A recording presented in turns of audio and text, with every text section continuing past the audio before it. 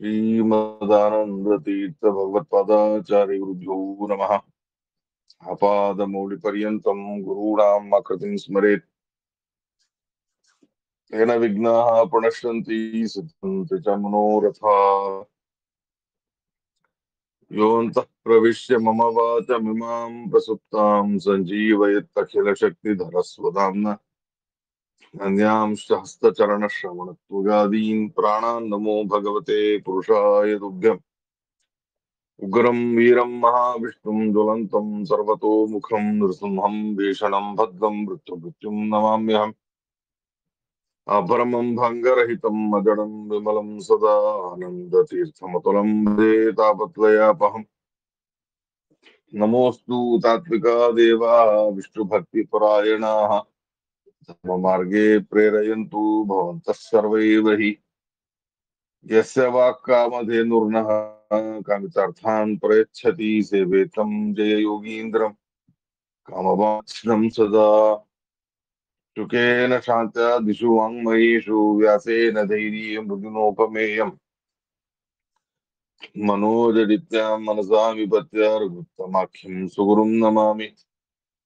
पूज्याय राघवेन्द्राय सत्यधर्मरताय च भजतां कल्पवृक्षाय मतां कामधेनवे दुर्वादिध्वान्तरवै वैष्णवेन्दी वरेन्दवे श्रीराघवेन्द्र गुरवे नमो अत्यंत दयालवे सत्यधीर कराब्जोत्तः ज्ञान वैराग्य सागरः सत्यज्ञानख्यतरणिः स्वान्तध्वान्तं निकृन्ततु आरूढः सहसा यतीन्द्र पदवीं गत्वा च वाराणसीं तत्त्वज्ञानकुमतप्रचारनिरता अद्वैति दिग्दन्तिनः प्रौढार्थै वचनैः सुयुक्तिखचितैः सम्भीषयन् मोदयन् सत्यध्यानसुकेसरी विजयते पादाच्युत श्रीपतेः सत्याभिघ्नकराब्जोत्थान् पञ्चाशद्वर्ष पूजकान् सत्यप्रमोदतीर्थार्यान् नौमि न्यायसुधारतान् बन्धुस्त्वं गुरुरिष्टदैवतमिति तत्पादपङ्केरुहम् प्राप्तं मां परिपालयेति सततं याचेति बद्धाञ्जलिः चित्तं मद्गुणदोषचिन्तनविधौ मनङ् मा कृथाः श्रीसत्यात्मगुरो त्वदङ्घ्रियुगलम् हित्वा न मे सद्गतिः। वेदेश मुनिसत्पाद सेवा संप्राप्त वैभवान् यादवार्यान् वरसुधा टीकाकारान् वयं नमः। पृथ्वीमण्डलमध्यस्थाः पूर्णबोधमतानुगाः वैष्णवाः विष्णुहृदयाः तान् नमस्ये गुरून् मम श्रीगुरुभ्यो नमः।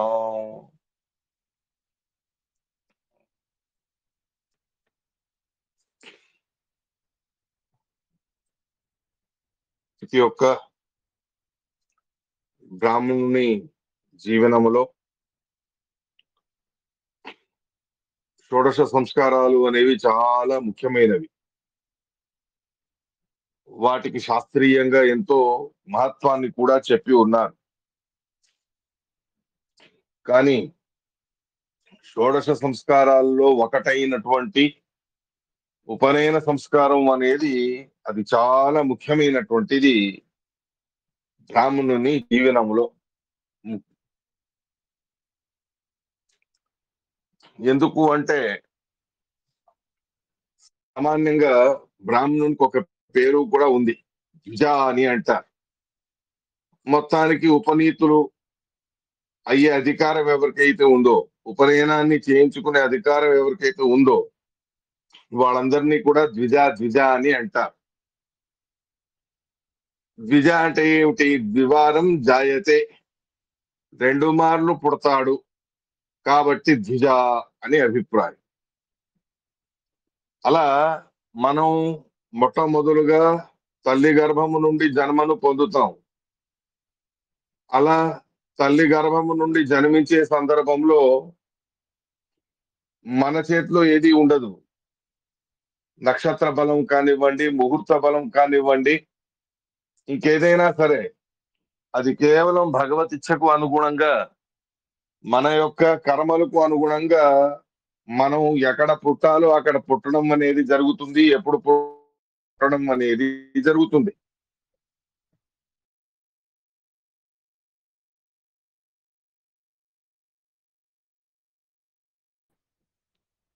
రైల్మా ఆచార్య గారు వినబట్టంలేదు.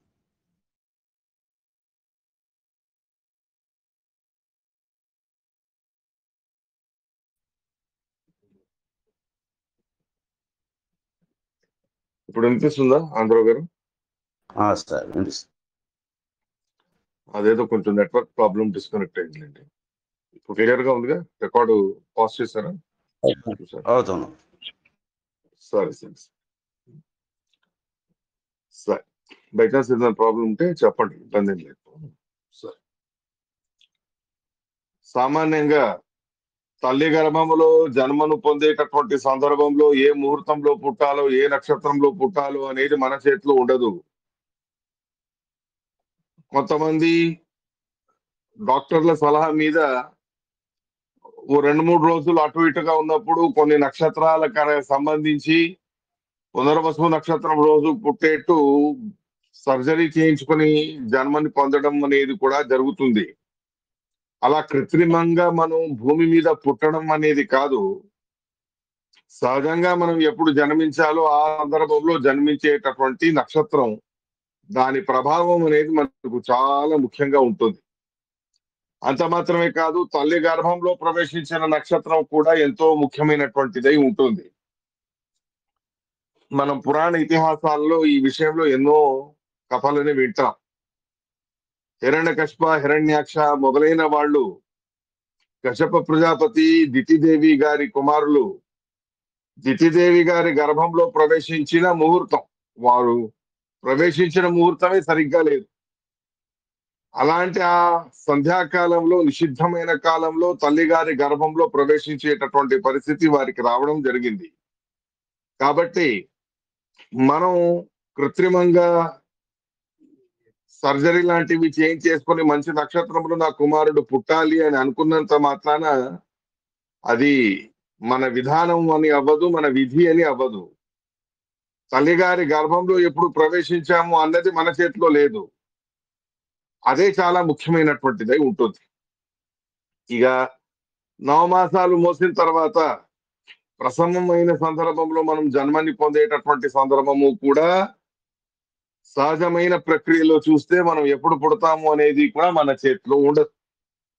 ఇలా ఉండగా మన నక్షత్రాదులు, మనం జన్మించినటువంటి కాల విశేషం అనేది చాలా ముఖ్యమై మన జీవితాన్ని మార్చే రకంగా ఉంటుంది. జీవితంలో దాని పరిణామాలు, ప్రభావాలు అనేవి స్పష్టంగా కనిపిస్తూ ఉంటాయి. కానీ బ్రాహ్మణులకి విశేషంగా ఉపనయనం అయ్యేటటువంటి అధికారం కలిగిన క్షత్రియులు, వైశ్యులు మొదలైనటువంటి వాళ్ళకి కూడా రెండవ జన్మగా భావించేది, రెండవ అవకాశంగా భావించేదే ముహూర్త బలం. మనం అనుకున్నట్టు పెట్టుకోవడమే ఉపనయనానికి సంబంధించినటువంటి మహాముహూర్తం అనేది అవుతుంది. అంటే తల్లిగారి గర్భంలో ప్రవేశించే సమయము మన చేతిలో లేదు, తల్లిగారి గర్భం నుండి బయటికి వచ్చే సందర్భంలో కూడా మన చేతిలో లేదు. కానీ అలాంటి ఆ దుష్టమైన కాల నిమిత్తకంగా తల్లిగారి గర్భంలో మనం ప్రవేశించిన, లేదా ప్రసవం అయ్యే సందర్భంలో అనిష్టమైన నక్షత్రాలు లాంటివి ఉన్న ఆ కాలం అనేది మన జీవితం మీద చాలా అధికమైన ప్రభావాన్ని ఖచ్చితంగా చూపిస్తుంది. కానీ ఉపనయనం అనేది విశేషంగా స్వీకరించినప్పుడు, ఏ రోజు ఉపనయనం అనేది చేసుకుంటాడో ఆనాటి నక్షత్రాదులు కూడా లెక్కకు తీసుకొని ఆ భగవంతుడు తన కరుణతో మనం తల్లిగారి గర్భ సంబంధము కలిగినటువంటి ప్రసంగం మన అనుకూలం లేకపోయినా, మనకు అనిష్టంగా ఉన్నప్పటికీ కూడా పుట్టిన తర్వాత, భూమి యందు పుట్టిన తర్వాత విశేషంగా ఏ ముహూర్తం అనేది మనం చూసుకొని, ముహూర్త బలాన్ని చూసుకొని మన ఉపనయనం అనేది జరుగుతుందో ఆ ముహూర్తం మీదను కూడా మన భాగ్యం అనేది నిర్ధారణ చేయబడి ఉంటుంది. కాబట్టి అది రెండవ జన్మ అనే లెక్కలో ద్విజ అని అంటారు. ఆ నక్షత్ర ముహూర్తాలన్నీ చూసుకోవడం మన చేతిలోని పని. అలా ఉన్నప్పుడు ఏ శుభమైనటువంటి నక్షత్రంలో మనం మన ఉపనయనానికి ముహూర్తం పెడతారో మన తల్లిదండ్రులు, వాళ్ళు మొదలైన వాళ్ళు, లేదా ఏ నక్షత్ర బలంతో ముహూర్త బలంతో ఉపనయనం అనేది జరుగుతుందో ఆ నక్షత్ర బలం ఆ ముహూర్త బలం మీద చాలా మహత్వం అనేది ఉంటుంది. అతడి ముందు భావి జీవితానికి అది ఎంతో ప్రాముఖ్యతను తెచ్చిపెడుతుంది. కాబట్టి పుట్టే సందర్భంలో తల్లి గారి గర్భంలో ప్రవేశించే సందర్భంలో అనిష్టమైనటువంటి నక్షత్ర గ్రహాల ప్రభావం మన మీద ఉన్నప్పటికీ కూడా వాటినన్నిటినీ కూడా మార్చేటటువంటి ఒకే ఒక అవకాశం, ఒకే ఒక సదవకాశం, అదే ఉపనయనం. బ్రాహ్మణులకు, విశేషంగా క్షత్రియులు, వైశ్యులు, మొత్తానికి ఎవరు త్రైవర్ణికులు అని ఉన్నారు, ఎవరికి ఉపనయనం చేసుకునేటటువంటి సందర్భం ఉందో వాళ్ళకి సంబంధించి ఈ యొక్క సౌలభ్యతని భగవంతుడు కలగజేసి ఉన్నాడు. కాబట్టి ఆ లెక్కలో ఉపనయనం అనేది మన ఇహలోకంలోని జీవితానికి కూడా ఎంతో ప్రాముఖ్యతని పొంది ఉంటుంది. అలాగే దానికంటే ముఖ్యంగా పరలోక జీవితంలోనూ కూడా, పరలోక స్థితిగతులకు కూడా ఇదే ఉపనయనం అనేది ఎంతో మహత్వాన్ని పొంది ఉంటుంది. ఎందుకు అన్నదాన్ని శ్రీమద్ భాగవతంలో మనకు చెబుతారు. శుకాచార్యుల వారు పరీక్షిత మహారాజు గారికి ఉపదేశించే సందర్భంలో ప్రతి ఒక్క మానవుడి యొక్క ధ్యేయోద్దేశాలు ఏమిటి, దేన్ని తను సాధించాలి అనే నిర్ధారణను చేసుకోవాలి అన్నదాన్ని స్పష్టంగా చెబుతారు శుకాచార్యులు వారు. అంటారు ఆయన, ఏవం స్వచిత్తే స్వత ఏవ సిద్ధే ఆత్మ ప్రియోర్థో భగవాన్ అనంత తం నిర్వృతో నియతార్థో భజేత సంసార హేతు ఉపరమశ్చయత్ర. ఇది ప్రతి ఒక్క మానవుడికి ముఖ్యమైనటువంటి ఉద్దేశం.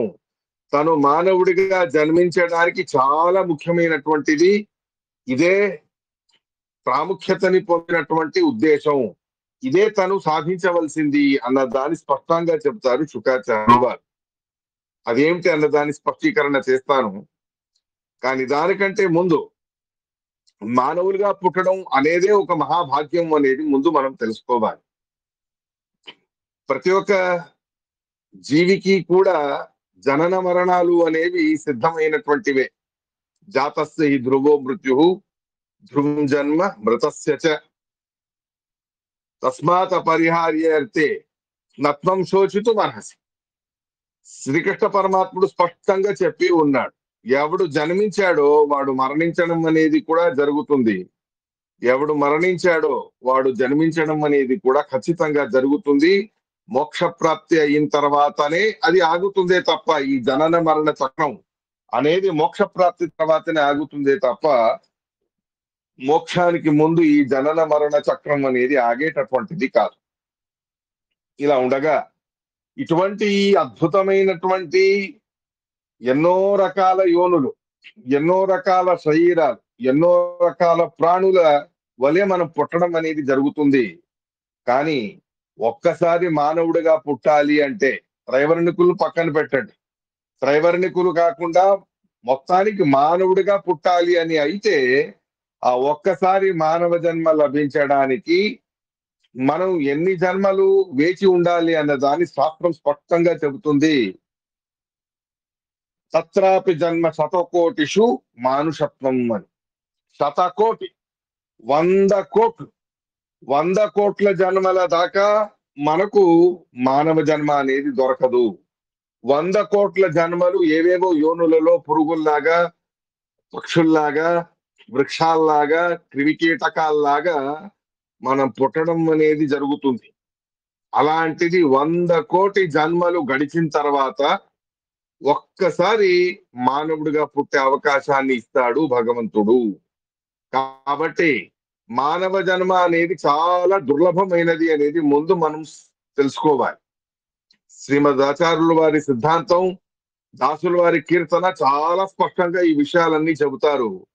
మానవ జన్మ బహు దొడ్డదు, ಇದನ್ನು ಹಾಳು ಮಾಡಬೇಡಿ ఉచ్చప్పగలిరా అని అంటారు పురంధరదాసులు వారు. మానవులుగా పుట్టడం అనేది చాలా పెద్ద విషయం. అలాంటి మానవ జన్మని మీరు వినాశనం చేసుకోకండి, దాని వ్యర్థం చేసుకోకండి అని చెబుతారు పురంధరదాసులు వారు. అలాంటి ఆ మానవుడిగా పుట్టడం అనేదే పెద్ద భాగ్యం. సుమారుగా 100 కోటి జన్మలు అయితే గాని ఒక్కసారి మానవునిలా పుట్టించడు భగవంతుడు. ఇలా ఉండగా ఆ మానవ జన్మని కూడా మనం 100 కోటి మార్లు మానవులుగా పుట్టి పుట్టి సాధన చేసుకుంటే పుణ్యాన్ని సంపాదిస్తే భగవంతుణ్ణి మెప్పిస్తే మన స్వవర్ణ విహిత సత్కర్మానుష్ఠానాల ద్వారా ధర్మ పరిపాలన ద్వారా భగవద్భక్తి ద్వారా భగవంతుణ్ణి మెప్పిస్తే ఆ పరమాత్ముడికి సంతోషమయ్యేట్టు మనం మన మానవ జన్మని సార్థకం చేసుకుంటే అటువంటి భగవంతుడిని సంతోషపరిచేటటువంటి మానవ జన్మలు మళ్ళీ 100 కోటి జన్మల దాకాను కూడా పరమాత్ముడిని మనం మెప్పించాలి. 100 కోట్ల జన్మల వరకు పరమాత్ముడికి మనం ఇచ్చిన ఈ మానవ జన్మని సార్థకం చేసుకున్నాం అని తెలియాలి, కన్విన్స్ అవ్వాలి భగవంతుడు. అలా కన్విన్స్ అయ్యాడు అని అయితే భగవంతుడు కన్విన్స్ అవ్వాలి, ఎందుకంటే అన్ని ఆయన చేతిలోనే ఉంది. మానవుడిగా పుట్టాం, 100 కోటి జన్మలు అయ్యాక ఒక్కసారి మానవుడిగా పుట్టాం. అటువంటి మానవుడిగా పుట్టిన తర్వాతను కూడా మనం ఇంకా ఉత్తమమైన జన్మని పొందాలి అంటే అది అంత సులభం కాదు. దానికి మళ్ళీ 100 కోట్లు. తత్తాపి జన్మ శతకోటిషు బ్రాహ్మణత్వం.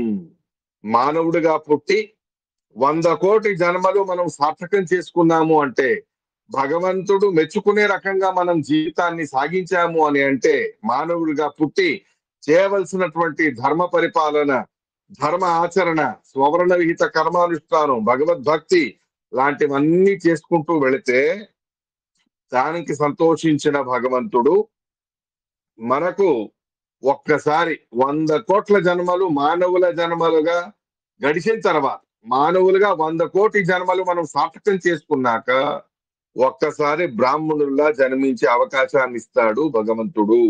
తత్తాపి జన్మ శతకోటిషు బ్రాహ్మణత్వం అని. చూడండి, మానవుడిగా పుట్టాలంటేనే 100 కోటి జన్మలు మనకు కావాలి. అలాంటి 100 కోటి జన్మలు మనం సార్థకం చేసుకోవాలి, సాధన మార్గంలో అడుగు పెట్టాలి. అప్పుడు భగవంతుడు మనకు ఒక్కసారి అతి శ్రేష్టమైన సమగ్రమైన సమాజానికే జన్మత గురువు అని అంటారు ద్రౌపదీ దేవి గారు. శ్రీమద్ భాగవతంలో, మహాభారతంలో భీష్మాచార్యులు వారిని అడుగుతారు ధర్మరాజు గారు, మీకు ఈ సమగ్రమైన భూమండలంలో ఎవరండి చాలా ఇష్టం అని అడిగితే, నీకంటేను కూడా నాకు చాలా ఇష్టమైన వాళ్ళు ఎవరు అంటే బ్రాహ్మణులు అని అంటారు భీష్మాచార్యులు వారు. ఎందుకు అని అడిగితే, సమగ్రమైన సమాజానికి బ్రహ్మ అణతి పరబ్రహ్మ జ్ఞానాన్ని ఇచ్చేటటువంటి అధికారం, పరబ్రహ్మ జ్ఞానాన్ని కలగజేసేటటువంటి శక్తి బ్రాహ్మణుడికి మాత్రమే ఉంటుంది. కాబట్టి పరబ్రహ్మ జ్ఞానాన్ని కలగజేసేటటువంటి అద్భుతమైన గురుస్థానం అనేది జన్మతః బ్రాహ్మణులకి ప్రాప్తించి ఉంటుంది. జన్మతః గురువు అనే మాటని ద్రౌపదీ దేవి గారే చెబుతారు. సకల ప్రాణులకు కూడా గురుస్థానంలో ఉంటాడు బ్రాహ్మణుడు. కోటి కోటి జనాలు ఉన్నారు, లెక్కలేనన్ని జీవులు ఉన్నాయి, లెక్కలేనన్ని మానవులు ఉన్నారు. అలాంటి సమగ్రమైన సమాజానికి గురుస్థానం ఎవరు స్వీకరించగలరు అంటే బ్రాహ్మణుడిగా పుట్టినవాడు మాత్రం తన జన్మతోనే స్వీకరించగలడు అనే మాటని చెబుతారు. తత్రాపి జన్మ శతకోటిషు బ్రాహ్మణత్వం.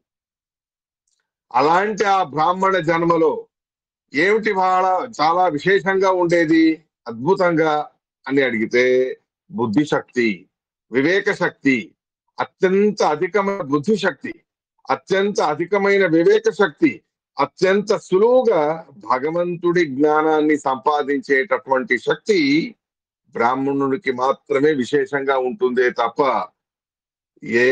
వేరే వాళ్ళకి ఆ రకమైనటువంటి సౌభాగ్యం అనేది లభించదు. కాబట్టి బ్రహ్మ అణతీతి బ్రాహ్మణ అని అంటారు. పరబ్రహ్మ యొక్క జ్ఞానాన్ని సంపాదించగలడు బ్రాహ్మణుడు అందరికంటే ఎక్కువగా. ఇతర వర్ణాల వాళ్లకు భగవద్జ్ఞానం లభిస్తుంది నిజమే, కానీ అన్ని వర్ణాల కంటేనూ కూడా అత్యంత అధికంగా పరబ్రహ్మ జ్ఞానాన్ని సంపాదించేటటువంటి గొప్ప సౌభాగ్యం బ్రాహ్మణుడికి మాత్రమే లభిస్తుంది. కాబట్టి మనం ఇవాళ బ్రాహ్మణులుగా పుట్టి ఉన్నాము అంటే ఈ బ్రాహ్మణ జన్మని సాధించడానికి మన తపస్సు ఎంత అని అడిగితే 200 కోట్ల జన్మల తపస్సు అనేది అర్థం చేసుకోవాలి.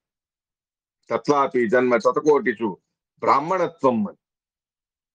అలాంటి బ్రాహ్మణ జన్మ పొందడానికి మనం చేసిన తపస్సు 200 కోట్ల జన్మలు. అంత అరుదుగా అంతటి ఘోరమైన పుణ్యార్జనం చేసి అంతటి ఘోరమైన తపస్సుతో సాధించినటువంటి జన్మ ఇవాళ మనకు ఉండే బ్రాహ్మణ జన్మ. ఆ బ్రాహ్మణ జన్మలోనూ కూడా విశేషంగా వైష్ణవత్వం, విష్ణు సర్వోత్తమత్వ జ్ఞానాన్ని, వాయు జీవోత్తమత్వ జ్ఞానాన్ని, సకల శాస్త్రాలకు సమ్మతమైన మోక్షానికి ఒకే ఒక ఉపాయం అని నిర్ధారణ చేసి చెప్తారు శేషదేవుడు. అటువంటి ఆ మోక్షానికి ఏమిటండి ఉపాయం అని అడిగితే ఒకటే ఉపాయం అని అంటారు. ఏమిటది? మహానంద తీర్థస్య ఏ భాష్య భావం మనోగ్నిరావర్తయంతే స్వశక్త్య సురాధ్యానరాంత ముకుంద ప్రసాదాత్ ఇమం మోక్షమేతే భజంతే సదేతి. మోక్షాన్ని అతి దగ్గరగా, మోక్షలోకాన్ని చాలా దగ్గరగా చూసినటువంటి మహానుభావులు ఎవరు అంటే శేషదేవుడు. పరమాత్ముడి శయనమై ఉన్న శేషదేవుడు యద్యపి అముక్త స్థానమైన వైకుంఠంలో ఉన్నప్పటికీ కూడా పక్కనే ఉండేటటువంటి ముక్త స్థానమైన వైకుంఠ లోకాన్ని ప్రతినిత్యం చూసేటటువంటి వారు. తన 10,000 పడగలకు ఉండేటటువంటి 20,000 కళ్ళు, 20,000 కళ్ళతో మోక్షాన్ని సాధించినటువంటి మహనీయులను నిత్యం చూసేటటువంటి మహానుభావులు అంటే శేషదేవుడు. ఆయన చెబుతారు, సుమద్విజయంలో దీని ఉల్లేఖం ఉంది, ప్రస్తావన చేశారు. సనత్ కుమారాదులందరూ కూడా మహానుభావులు, బ్రహ్మమానస పుత్రులైనటువంటి మహనీయులకు ఉపదేశం చేసే సందర్భంలో మోక్షం అనేది సాధించడానికి ఏమిటండి ఉపాయం అందరికీ అని అడిగితే ఒకటే ఉపాయం ఉంది, వేరే ఉపాయం ఏదీ లేదు. ఏ యుగమైనా సరే, ఎవరైనా సరే, ఏ వర్ణం వాళ్ళైనా సరే, ఏ మానవుడైనా సరే, సర్వమానవాడికి కూడా మోక్ష ప్రాప్తికి ఉండేది ఒకే ఉపాయం. అది మహానంద తీర్థస్య ఏ భాష్య భావం. శ్రీమన్ మధ్వాచార్యులు వారి యొక్క సంప్రదాయాన్ని అవలంబించడం, శ్రీమన్ మధ్వాచార్యులు వారి యొక్క ఉపదేశాలని అనుసరించి ఆచరణ చేసి ఆరాధన చేసి భగవంతుణ్ణి మెప్పించడం. అటువంటి జీవోత్తములైన జగద్గురువులైన భావి బ్రహ్మ అయిన సకల జీవులకు కూడా, సకల విశ్వానికి కూడా, సకల దేవతలకి, సకల లోకాలకి కూడా గురువు అయినటువంటి మహానుభావులు మధ్వాచార్యులు వారు. ముఖ్య ప్రాణమూర్తి యొక్క అవతారం. ప్రథమో హనుమాన్ నామ ద్వితీయో భీమయేవచ పూర్ణప్రజ్ఞ తృతీయస్తు భగవత్కార్య సాధక అనే మాట స్పష్టంగా మనకు శ్రీమదాచార్యులు వారే వారి యొక్క గొప్పతనాన్ని స్పష్టంగా వారు చెప్పి ఉన్నారు. త్రివిక్రమ పండితాచార్యులు వారు అయితే వాయుస్థితిలో ప్రత్యక్షంగా శ్రీమన్ మధ్వాచార్యులు వారి యొక్క మహిమని చూసి మనకందరికీ వాయుస్థుతి రూపంగా చెప్పి ఉండడం కూడా మనకు తెలిసి ఉండాలి.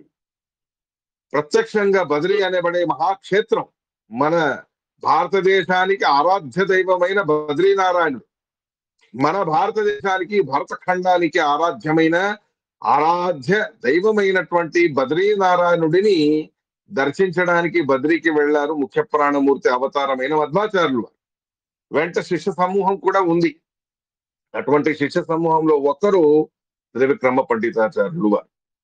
ఆ త్రివిక్రమ పండితాచార్యుల వారు ఆనాటి నైవేద్య సందర్భంలో సమయం ప్రతినిత్యం అవ్వడానికంటే అధికమైన సమయం అవ్వడంతో ఉత్సుకతతో లోపల ఏం జరుగుతుందా అని తొంగి చూడకూడదు. కానీ ఆ రోజు ఏదో ఆయనకి పాపం ప్రేరణ అయింది. చూశారు. చూసిన వెంటనే ఆశ్చర్యం అనేది ఆగలేదు ఆయనకి. సాక్షాత్ బద్రీనారాయణుడు 3 రూపాలతో విశేషంగా అక్కడ రామచంద్రుడిగా, శ్రీకృష్ణ పరమాత్ముడిగా, వేదవ్యాసుల వారిగా, స్వయం శ్రీమన్ నారాయణుడిగా అక్కడ అవతరించి ఉన్నారు. అటువంటి ఆ భగవంతుడు స్వయం తన యొక్క 4 రూపాలతో ప్రత్యక్షమై ఉండగా శ్రీమన్ మధ్వాచార్యులు వారు కూడా 4 రూపాలు ఉన్న ఆ పరమాత్ముని ఉపాసన చేయడానికి మొట్టమొదలుగా బద్రీనారాయణుడి రూపాన్ని ఉపాసన చేసే ముఖ్య ప్రాణ రూపంలో ఉన్నారు. రామచంద్రుడిని ఉపాసన చేసే ఆంజనేయ స్వామి రూపాన్ని ధరించారు ఏకకాలంలో. కృష్ణ పరమాత్ముని ఉపాసన చేసే భీమసేనుల వారి రూపాన్ని కూడా ధరించారు. అలాగే వేదవ్యాసుల వారి ఉపాసన చేయడానికి స్వయం శ్రీమన్మధ్వాచార్యుల వారి రూపంలోనే మధ్వ రూపముతోనే వేదవ్యాసుల వారి యొక్క ఉపాసన ఆరాధన చేస్తూ ఉన్నారు శ్రీమన్మధ్వాచార్యులు వారు. ఇటువంటి అద్భుతమైన దివ్యమైన దృశ్యం త్రివిక్రమ పండితాచార్యులు వారికి కనిపించింది బద్రీ క్షేత్రంలో. అలా ఉండగా ఆ దివ్యమైన అద్భుతమైన దృశ్యాన్ని చూడడంతోనే ఆయన ముఖము నుండి సహజంగానే వాయుస్థుతి అనేది అలా అలా అలా అలా అలా వచ్చింది. వాటికి కూడా మధ్వాక్యం మంత్రసిద్ధం అనేటటువంటి మాటతో ప్రతి ఒక్క శ్లోకంలోని ఒక్కొక్క శబ్దం మంత్రతుల్యం అని చెబుతారు మహానుభావులందరూ కూడా. అటువంటి మహానుభావులైనటువంటి శ్రీమన్ మధ్వాచార్యులు వారి యొక్క సిద్ధాంతం మధ్వ సంప్రదాయం, మధ్వ సిద్ధాంతం అది ఒకటే మోక్షానికి దారి, వేరే ఏది కూడా మనకు మోక్షాన్ని ఇవ్వలేదు అనేది స్పష్టంగా చెబుతారు శేషదేవుడైన భగవంతుడు. అతి ఆప్తుడైనటువంటి మహానుభావులు, సకల జీవులకు నియామకులై ఉన్నవాళ్ళు, విశేషంగా పంచరాత్రాగమానికి అభిమాని దేవత అయినటువంటి శేషదేవుడు. అలాంటి ఆ మధ్వాచార్యులు వారి యొక్క శాస్త్రాలని, వారి యొక్క గ్రంథాలని, వారి యొక్క ఉపదేశాలను అధ్యయనం చేసేటటువంటి, చదువుకుని అర్థం చేసుకునేటటువంటి సౌభాగ్యం అంటే అదే వైష్ణవత్వం. అటువంటి మధ్వ సంప్రదాయం, ఆ మధ్వ సంప్రదాయంలో విష్ణు సర్వోత్తమత్వాన్ని స్పష్టంగా చెప్పేటటువంటి మధ్వ సంప్రదాయంలో జన్మించాలి అని అయితే దానికి కూడా మనం బ్రాహ్మణులుగా పుట్టి 100 కోటి జన్మలు తపస్సు చెయ్యాలి. 100 కోటి జన్మలు తపస్సు చేస్తే ఆ తపస్సు యొక్క ప్రతిఫలంగా మనం మధ్వ సంప్రదాయంలో పుట్టేటటువంటి మహా సౌభాగ్యాన్ని పొందుతాం. అంత మాత్రాన అయిపోయింది అని కాదు. ఆ మధ్వ సంప్రదాయంలోనూ పుట్టాము అన్న మాత్రాన మోక్షం రాదు. అంత సులభం కాదు. మోక్షం పొందడానికి సులభమైన మార్గం అవుతుంది మధ్వ సంప్రదాయంలో జన్మించడం. కానీ దాన్ని జన్మించి కూడా సార్థకం చేసుకోకపోతే ఏ ప్రయోజనం? అలాంటి వాళ్ళు ఎక్కువగా మనం చూస్తాం మన సమాజంలో, మన మధ్యలోనే. చాలా విచిత్రం. అంత పెద్ద అద్భుతమైన మధ్వ సంప్రదాయంలో పుట్టినప్పటికీ కూడా మధ్వాచార్యులు వారి గ్రంథాల గురించి ఏమీ తెలియదు. గంధం కూడా వారికి ఉండదు. అటువంటి పరిస్థితిలో దీనులై ఉన్న వాళ్ళను కూడా మనం చూస్తాం. మన మధ్వ సంప్రదాయంలో పుట్టిన వాళ్లే. కానీ మాధ్వులుగా పుట్టామన్న మాత్రాన మోక్షం లభిస్తుంది అని కాదు. తత్రాపి జన్మ శతకోటిషు. ఆ మాధ్వ సంప్రదాయంలోనూ కూడా మనం సరిగ్గా తప్పకుండా గట్టిగా 100 కోటి జన్మలు సాధన అనేది చేస్తే, 100 కోటి మార్లు మధ్వ సంప్రదాయంలో పుట్టి సాధన అనేది చేస్తే అప్పుడు తత్రాపి జన్మ శతకోటిషు మత్పరత్వం, పరమాత్ముడిని పొందేటటువంటి సౌభాగ్యం, మోక్షం అనే సౌభాగ్యం మనకు లభించడానికి కుదురుతుంది. కాబట్టి ఈ మాధ్వ జన్మ మనకు ప్రాప్తించింది అంటే దాని వెనక 300 కోట్ల జన్మల తపస్సు అనేది మనం చేసి ఉన్నాం. అంతటి అపురూపమైనది మధ్వ సంప్రదాయంలో పుట్టడం. కానీ ఇటువంటి మహా అద్భుతమైన మోక్షానికి నేరుగా తీసుకెళ్లేటటువంటి మధ్వ సంప్రదాయంలోనూ పుట్టి కూడా చాలా మంది వివేకరహితులు వివిధ ప్రకారాలైనటువంటి అధర్మాచరణ చేసి బ్రాహ్మణ్యాన్ని కూడా పోగొట్టుకునేటటువంటి పరిస్థితిని మనం చూస్తాం. ఎంతో మంది మద్యపానం చేస్తారు, బ్రాహ్మణ్యం పాడు చేసుకుంటారు. వాడు బ్రాహ్మణులుగా పుట్టినా ఏ క్షణం మద్యపానం చేశాడో ఆ క్షణమే వాడు శూద్రుడితో సమానమైపోతాడు. మొలక్కడ మొదలైనటువంటి నిషిద్ధమైన పదార్థాలు, నిషిద్ధమైనటువంటి ఆహారాలు లాంటివన్నీ తిని నాలుక రుచి కోసమని చెప్పి అలా తిని మధ్వ సంప్రదాయంలో పుట్టి బ్రాహ్మణ్యాన్ని కూడా పాడు చేసుకునేటటువంటి వాళ్ళని కూడా మనం చూస్తాం. అయితే మనం ఇక్కడ ముఖ్యంగా తెలుసుకోవాల్సింది ఏమిటి అంటే, ఇలా మధ్వ సంప్రదాయంలో పుట్టి మధ్వాచార్యుల వారి గ్రంథాలని అధ్యయనం చేసేటటువంటి సులభోపాయంగా ఉండేటటువంటి ఈ జన్మ మనకు 400 కోట్ల జన్మల తపస్సుతో ప్రాప్తించింది అనేది అర్థం చేసుకోవాలి. ఈ విషయాన్ని స్పష్టంగా శ్రీమద్ భాగవతంలోనూ కూడా చెప్తారు. అంటారు, మనం మానవుడిగా పుట్టాలి అన్న, బ్రాహ్మణులుగా పుట్టాలి అన్న, మాధ్వ సంప్రదాయంలో పుట్టాలి అన్న మనకందరికీ ఒకటే ఒకటి ఉద్దేశం అనేది ఉండాలి. ఆ ఉద్దేశాన్ని స్పష్టీకరణ చేస్తారు శుకాచార్యులు వారు శ్రీమద్ భాగవతంలో. ఏవం స్వచిత్తే స్వతయేవ సిద్ధే ఆత్మప్రియోర్తో భగవాన్ అనంత తం నిర్వృతో నియతార్థో భజేత సంసార హేతు పరమశ్చ యత్ర. ఆ భగవంతుడిని ఆత్మప్రియో అర్థ, మనకు ప్రియమైనవి ఎన్నో ఉన్నాయి, మనకు ప్రియమైనటువంటి వ్యక్తులు ఎంతో మంది ఉన్నారు. సకల దేహ కలత్రాదుల కంటే అతీ ప్రియమైనటువంటి వాడు ఆ భగవంతుడు. అటువంటి ఆ భగవంతుడిని దేశత కాలత గుణత అనంతమైనటువంటి వాడిని, అప్రతిమమైనటువంటి వ్యక్తిత్వం కలిగినటువంటి వాడిని, ఆ భగవంతుణ్ణి దేవదేవుణ్ణి మనం నిరంతరంగా ఆరాధన చేసి స్వచిత్తే మనస్సును గట్టిగా నిగ్రహం చేసుకొని ప్రాపంచిక విషయాల వైపు లాక్కెళ్లేటటువంటి మనస్సుని నిగ్రహం చేసి మరి మనం ఆ అనంతుడైన గుణత దేశత కాలత అనంతుడైన భగవంతుడి యొక్క ఆరాధనని విశేషంగా చెయ్యాలి. ఆ ఆరాధన చేసే సందర్భంలోనూ కూడా ఎలా చేయాలి అన్న దాన్ని చెబుతారు. తం నిర్మృతో నియతార్థో భజేత అనే అభిప్రాయంతో చెబుతారు. నిర్వృత అని అంటే ఆ పులకింత అనేది రావాలి. భగవంతుడి మహిమలను, ఆయన గుణాలని, ఆయన యొక్క సామర్థ్యాన్ని, ఆయన యొక్క అద్భుతమైన వ్యక్తిత్వాన్ని శాస్త్రాల ద్వారా తెలుసుకునే కొద్దీ రోమాంచితం అవ్వాలి మనం. అలా రోమాంచితమై నియతార్థ, ఈ భగవంతుణ్ణి నేను ఎలాగైనా పొందుతాను అనే ఒక నిశ్చయమైనటువంటి దృఢమైనటువంటి ఒక సంకల్పంతో ఆ మార్గంలో మనం సాగాలి. ఆ విషయాన్ని వేదం కూడా మనకు చెబుతుంది. మనకందరికీ ముఖ్యమైనటువంటి ఉద్దేశం, పొందవలసినటువంటి అద్భుతమైనటువంటి గమ్యం, సాధించవలసిన అద్భుతమైన మహత్వం, అది చాలా విశేషంగా తెలుసుకోండి. ఏతం మితస్థం ప్రేత్యాభి సంభవితాస్మి అనేటటువంటి మాట వేదంలోనే చెబుతారు. అంటే ఈ దేహాన్ని వదిలిపెట్టి, ఈ ప్రపంచాన్ని వదిలిపెట్టి నేను ఆ జగత్స్వామి అయినటువంటి, సర్వాంతర్యామి అయినటువంటి, నిర్దుష్టుడైనటువంటి, ఒక్క దోషము లేదు, అనంతమైన గుణాలు, అటువంటి అద్భుతమైన వ్యక్తిత్వం, యూనిక్ అయినటువంటి పర్సనాలిటీ, అలాంటి వాడే లేడు. లక్ష్మీ అమ్మవారు కూడా భగవంతుడికి సరితూగలేరు. అలాంటి ఆ భగవంతుణ్ణి నేను పొందుతాను అనే ఒక దృఢ నిశ్చయంతో, మనోబలంతో, మనస్సు యొక్క సంకల్పంతో ఆ భగవంతుణ్ణి ఎలాగైనా నేను పొందాలి అనే ఒక డిటర్మినేషన్ తో పరమాత్ముణ్ణి భజేత, సేవించాలి, ఆరాధించాలి, ఆయన గురించి అధ్యయనం చేయాలి, తెలుసుకోవాలి. అలా తెలుసుకోవడం వల్ల, ఆ రకంగా ప్రయత్నం చేయడం వల్ల ఖచ్చితంగా పరమాత్ముడు మనకు దొరుకుతాడు. అంత మాత్రమే కాదు, ఇటువంటి భగవద్ ఆరాధనని, భక్తి పారవశ్యంలో చేసినటువంటి భగవద్ ఆరాధన మనకు సంసార హేతు, సాంసారికమైనటువంటి ఎన్నో కారణాలు ఉన్నాయి.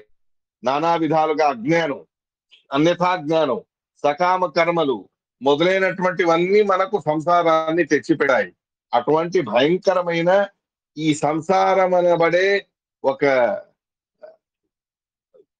అంతే లేనటువంటి చక్రం, సంసారం అనబడే అంతే లేనటువంటి ఒక భయంకరమైన అగాధమైనటువంటి సముద్రం, ఆ సముద్రంలో పడి ఉన్నటువంటి మనకు ఆ అగాధమైన సంసార హేతు పరమ, దానికి కారణాలుగా ఉండే అన్నిటి యొక్క వినాశనం అనేది అవుతుంది. సంసారమే మనకు పరిహారం అవుతుంది. అటువంటి ఆ భగవద్ భజన ఒకటే దానికి సాధన. ఇటువంటి ఘోరమైన సంసారాన్ని దాటించగలదు అని అంటే అది కేవలం భగవంతుడి ఉపాసన, భగవంతుడి ప్రసాదం, భగవంతుడి అనుగ్రహం, ఆయన యొక్క ఆశీర్వాదం, ఆయన యొక్క ఇతడు నా భక్తుడు అని మనల్ని స్వీకరించడం. యమైవేష వృణుతే తేన లభ్య, ఇతడు నాకు కావలసిన వాడు అని మనల్ని స్వీకరించాలి పరమాత్మ. అంత మాత్రంతోనే మన సంసార హేతు అన్నీ కూడా ఉపరమం అవుతాయి అనేటటువంటి విషయాన్ని చెబుతారు. ఎందుకు భగవంతుడు మనం ఇంత గట్టిగా ఆరాధించాలి? మనకు భార్యా పిల్లలు ఉన్నారు, తల్లిదండ్రులు ఉన్నారు, చాలా మంది బంధువర్గాలు ఉన్నారు. ఇలాంటి వాళ్ళందరూ ఉన్నప్పుడు ప్రత్యక్షంగా వాళ్ళ ప్రేమ మనకు కనిపిస్తుంది, ప్రత్యక్షంగా వాళ్ళు మన మీద చూపించే ఆప్యాయత కనిపిస్తుంది. అలాంటి ఎన్నో నిదర్శనాలు మనం మన జీవితంలో చూసి ఉంటాం. ఎవరికైనా ఏదైనా హాస్పిటలైజేషన్ లాంటి ప్రసంగాలు అయి ఉన్నప్పుడు ఇంటిల్లపాది కూడా నిద్రాహారాలు మానేసి వారికి మేలు జరగాలి, ఆరోగ్యం కుదుట పడాలి, వారికి వచ్చిన ఈ కష్టం పరిహారం అవ్వాలి అని చెప్పి నిద్రాహారాలు కూడా పట్టించుకోకుండా మన కోసమని సేవించేటటువంటి భార్య పిల్లలు, తల్లిదండ్రులు మొదలైన వాళ్ళందరూ కూడా ఉన్నా వాళ్ళని మనం ప్రత్యక్షంగా చూస్తూ ఉన్నా కూడా వాళ్ళ యొక్క ఆరాధన అనే దానికంటేను కూడా అధికంగా భగవద్ ఆరాధన చేయండి అనే చెప్తారు శుకాచార్యులు వారు. ఎందుకలా అని అడిగితే దానికి ఒక ఉదాహరణ చెప్తారు. సర్వ విద్రుద్యనుభూష్ట సర్వ ఆత్మా యథా సుప్త జనేక్షితైక తం సత్యమానంద నిధిం భజేత సర్వాత్మనాథోన్యత ఆత్మఘాత. శుకాచార్య వారు చెప్తారు శ్రీమద్ భాగవతంలో, ఎలా ఒక వ్యక్తి మేల్కుగా ఉంటూ పడుకొని ఉన్నటువంటి సమగ్రమైనటువంటి వాళ్ళనందరినీ చూస్తూ ఉంటాడో, కాపలా కాస్తాడో, రక్షణ చేస్తాడో, అలా మన దేశాన్ని, మనల్ని, దేశ ప్రజల్ని కాపాడాలి అని చెప్పి సైనికులందరూ కూడా నిద్రాహారాలు మానేసి మరి మన దేశాన్ని కాపలాగా ఉంటూ కాపాడుతూ ఉంటారు. మన తల్లిదండ్రులు, మన భార్యా పిల్లలు మన కోసమని చెప్పి నిద్రాహారాలు కూడా పట్టించుకోకుండా మనకు హితం జరగాలి, మన ఆరోగ్యం కుదుట పడాలి అని నానా రకాలుగా ప్రయత్నం చేస్తారు.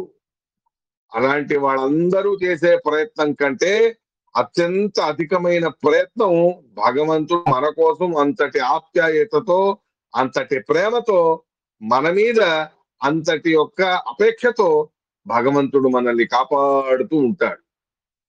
ఆ విషయాన్ని చెబుతారు. ఆత్మా యథా సుప్త జనేక్షితైక. ప్రతి ఒక్క బంధువర్గాలకి, మన భార్యా పిల్లలే కానివ్వండి, సైనికులే కానివ్వండి, ఒకరి మీద ప్రేమని చూపించే ఎవరైనా సరే కానివ్వండి, వారికి శారీరకమైన శ్రమ అవుతుంది నిద్రాహారాలు సరిగ్గా లేకపోతే.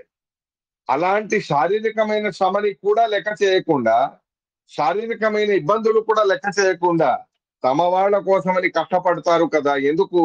వాళ్ళకు మన మీద అంత ప్రేమ అనేది ఇక్కడే తెలుస్తుంది. అలా దేశం కోసం తమ సుఖ జీవనాన్ని వదిలిపెట్టి నిద్రాహారాలు మానేసి నిరంతరంగా కాపలా కాస్తూ ఉంటారు సైనికులు. ఎందుకు? దేశం మీద ప్రేమతో. అంటే మనం ఒకటి అర్థం చేసుకోవాల్సింది ఏమిటంటే, మన కోసం ఒకడు కష్టపడుతున్నాడు అంటే మనకు సుఖం జరగాలి, మనకు మేలు జరగాలి, మనకు హితం జరగాలి అని చెప్పి దానికోసం ప్రయత్నం చేసి కష్టపడుతూ ఉన్నారు అంటే వారికి మన మీద ఎంతో ప్రేమ ఉంది అని అక్కడే తెలుస్తుంది. అలా నిద్రాహారాలు కూడా లెక్క చేయకుండా మనల్ని ప్రేమించే వాళ్ళని మనం కూడా అలాగే ప్రేమించాలి. అది మన ధర్మం అవుతుంది, న్యాయం అవుతుంది. ఎలా తల్లిదండ్రులు వారి కష్టాలన్నీ పక్కన పెట్టి మన సుఖం కోసమని పాటుపడతారు, ఎలా భర్త తన కష్టాలు పక్కన పెట్టి భార్య కోసం కష్టపడతాడో, భార్య తన భర్త కోసం అన్ని సుఖాలు త్యజించి కష్టపడుతుందో, ఇలాగే అన్ని కూడా ఆ రకంగా మన మీద ఉండే ప్రేమ మన వాళ్ళని ఈ రకంగా చేసేట్టు ప్రేరణ చేస్తే, ఆ ప్రేమే మన మీద పరమాత్ముడికి ఎంతగా ఉంది అంటే, మన వాళ్ళు మహా అంటే కొన్ని గంటల దాకా నిద్రాహారాలు మానుతారు. పర్మనెంట్ గా జీవితాంతం 24 గంటలు నిద్రాహారాలు మాని ఉండడం అనేది అసాధ్యమైనటువంటి పని. అంతో ఇంతో ఆహారాన్ని స్వీకరించాలి, అంతో ఇంతో విశ్రాంతిని తీసుకోవాలి. కానీ ఏ నిద్రాహారాలు కూడా పట్టించుకోకుండా, ఏ రకమైనటువంటి విరామము లేకుండా జాగ్రత్త అవస్థలోనూ కూడా మనల్ని కాపాడుతూ, స్వప్నావస్థలోనూ కూడా మనకు స్వప్న దృశ్యాలని చూపిస్తూ, సుషుప్తావస్థలోనూ కూడా మనల్ని కాచుకుని ఉన్నటువంటి వారు ఎవరైనా ఒకరు ఉన్నారు. అనాది కాలం నుండి అనంత కాలం వరకు అలా మనల్ని కాపాడుతూ ఉంటారు. అలాంటి వారు ఎవరైనా ఉన్నారా అని అంటే ఉన్నది అలాంటి వారు ఒక్కరే. సుప్త జన ఏక్షిత ఏక. అలాంటి వారు ఒక్కరే అంటారు శుకాచార్యులు వారు. ఎవరది అంటే భగవంతుడు అని అంటారు. మహా అంటే ఒక జన్మ దాకా మన తల్లిదండ్రులు మన కోసం కష్టపడతారు, పాటుపడతారు. ఒక శరీర సంబంధం ఉన్నంత వరకు, ఒక జన్మ సంబంధం అనేది ఉన్నంత వరకు మన భార్య పిల్లలు మన కోసం కష్టపడతారు, పాటుపడతారు. నిజమే. ఈ జన్మ గడిచిపోయిందంటే ఎవరో ఏ జన్మలో ఏ భార్య పిల్లలు ఎవరెవరు ఎలా ఉంటారు ఎవరికి తెలుసు. కానీ అనాది కాలము నుండి అనంత కాలం వరకు కూడా నిర్విరామముగా కించిత్తు కూడా ఉపరతి లేకుండా, విశ్రాంతి లేకుండా అనాది కాలం నుండి అనంత కాలం వరకు మనల్ని కాచుకొని చూస్తూ ఉన్నాడు ఆ భగవంతుడు. ఎందుకు? మన మీద అంత ప్రేమ ఆ భగవంతుడికి ఉంది. కాబట్టి మన మీద అంతటి ప్రేమ పెట్టుకొని ఉండడం వలన, మన మీద ఇంతటి అభిమానం అనేది ఉండడం వలన, అపేక్ష అనేది ఉండడం వలన మన కోసం ఇంతటి అద్భుతమైన అనుగ్రహాన్ని చేస్తాడు భగవంతుడు. అలాంటి ఆ భగవంతుడి ప్రేమకి, అటువంటి ఆ భగవంతుడు మన మీద చూపించేటటువంటి వాత్సల్యానికి, అభిమానానికి మనం ఆ భగవంతుణ్ణి ప్రేమించాలి. ఏ భార్యా పిల్లల కంటే, తల్లిదండ్రుల కంటే, ఎవరికంటేనూ కూడా అత్యంత అధికంగా మన మీద ప్రేమని పెట్టుకుని ఉన్నవాడు భగవంతుడు ఒక్కడే. ఆ భగవంతుడి ప్రేమకి సరితూగే ప్రేమ ఎవరికీ లేదు, ఎవరూ చేయలేరు. అలా ఉన్నప్పుడు మన బంధువర్గాలు వాళ్ళందరికంటే అధికమైన ప్రేమని మన మీద చూపించే పరమాత్మని మనం ఎలా ఆరాధించాలి? మన బంధువర్గాలు భార్యా పిల్లల మీద చూపించే ప్రేమ కంటే అధికమైన ప్రేమని భగవంతుడి మీద మనం చూపించాలి.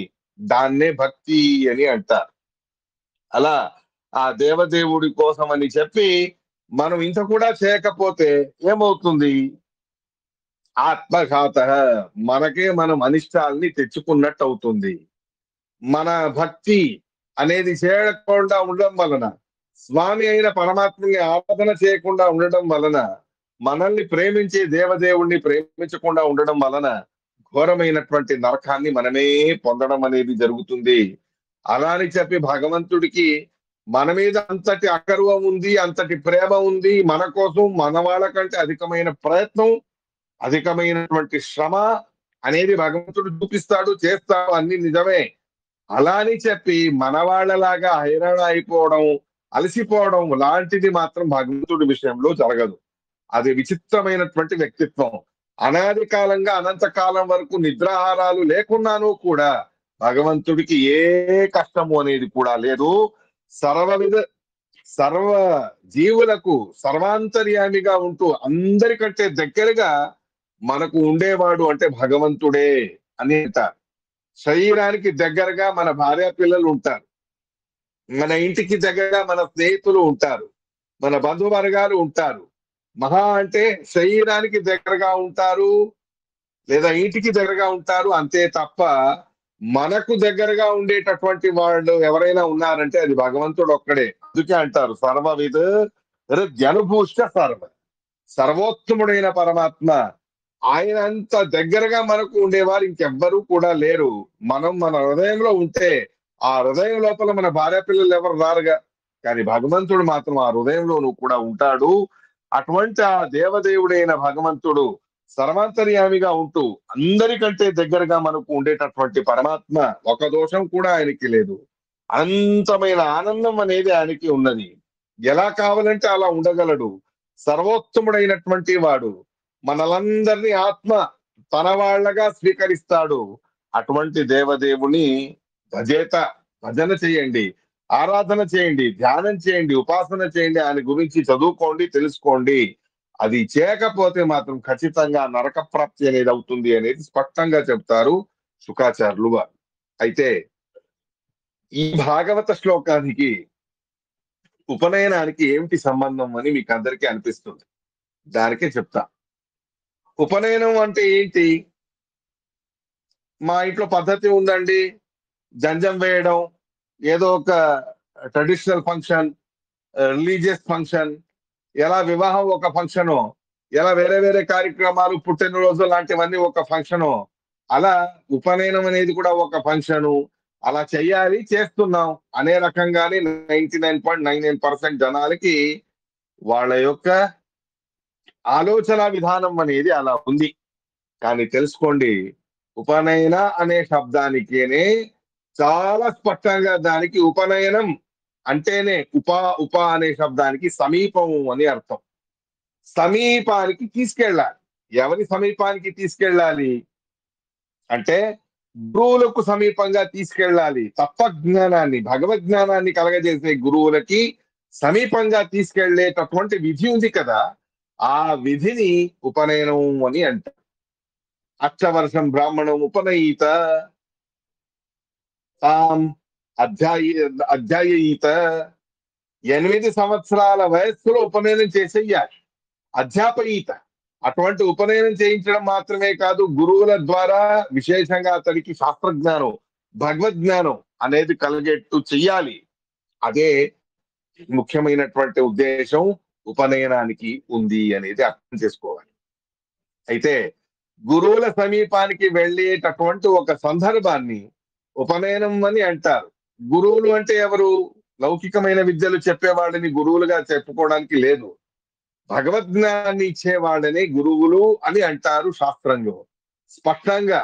అటువంటి ఆ భగవంతుడి జ్ఞానాన్ని ఎవరు ఇవ్వగలరో అలాంటి ఆ గురువుల దగ్గర మన పిల్లలని, వటువులని, ఉపనయనమైనటువంటి వాళ్ళని తీసుకెళ్లి వారికి వారి ద్వారా భగవద్జ్ఞానాన్ని కలగజేసే ప్రయత్నం అనేది చెయ్యాలి. కలగజేసేటటువంటి ప్రక్రియ, ఆ అద్భుతమైనటువంటి ఘట్టం, భగవంతుడికి దగ్గరగా తీసుకెళ్లేటటువంటి ఘట్టం, గురుముఖత భగవంతుడికి దగ్గరగా తీసుకెళ్లేటటువంటి దివ్యమైనటువంటి ఘట్టం మనందరి జీవితంలో ముఖ్యంగా ఉండేటటువంటిది ఉపనయనం అనేటటువంటిది అనేది అర్థం చేసుకోండి.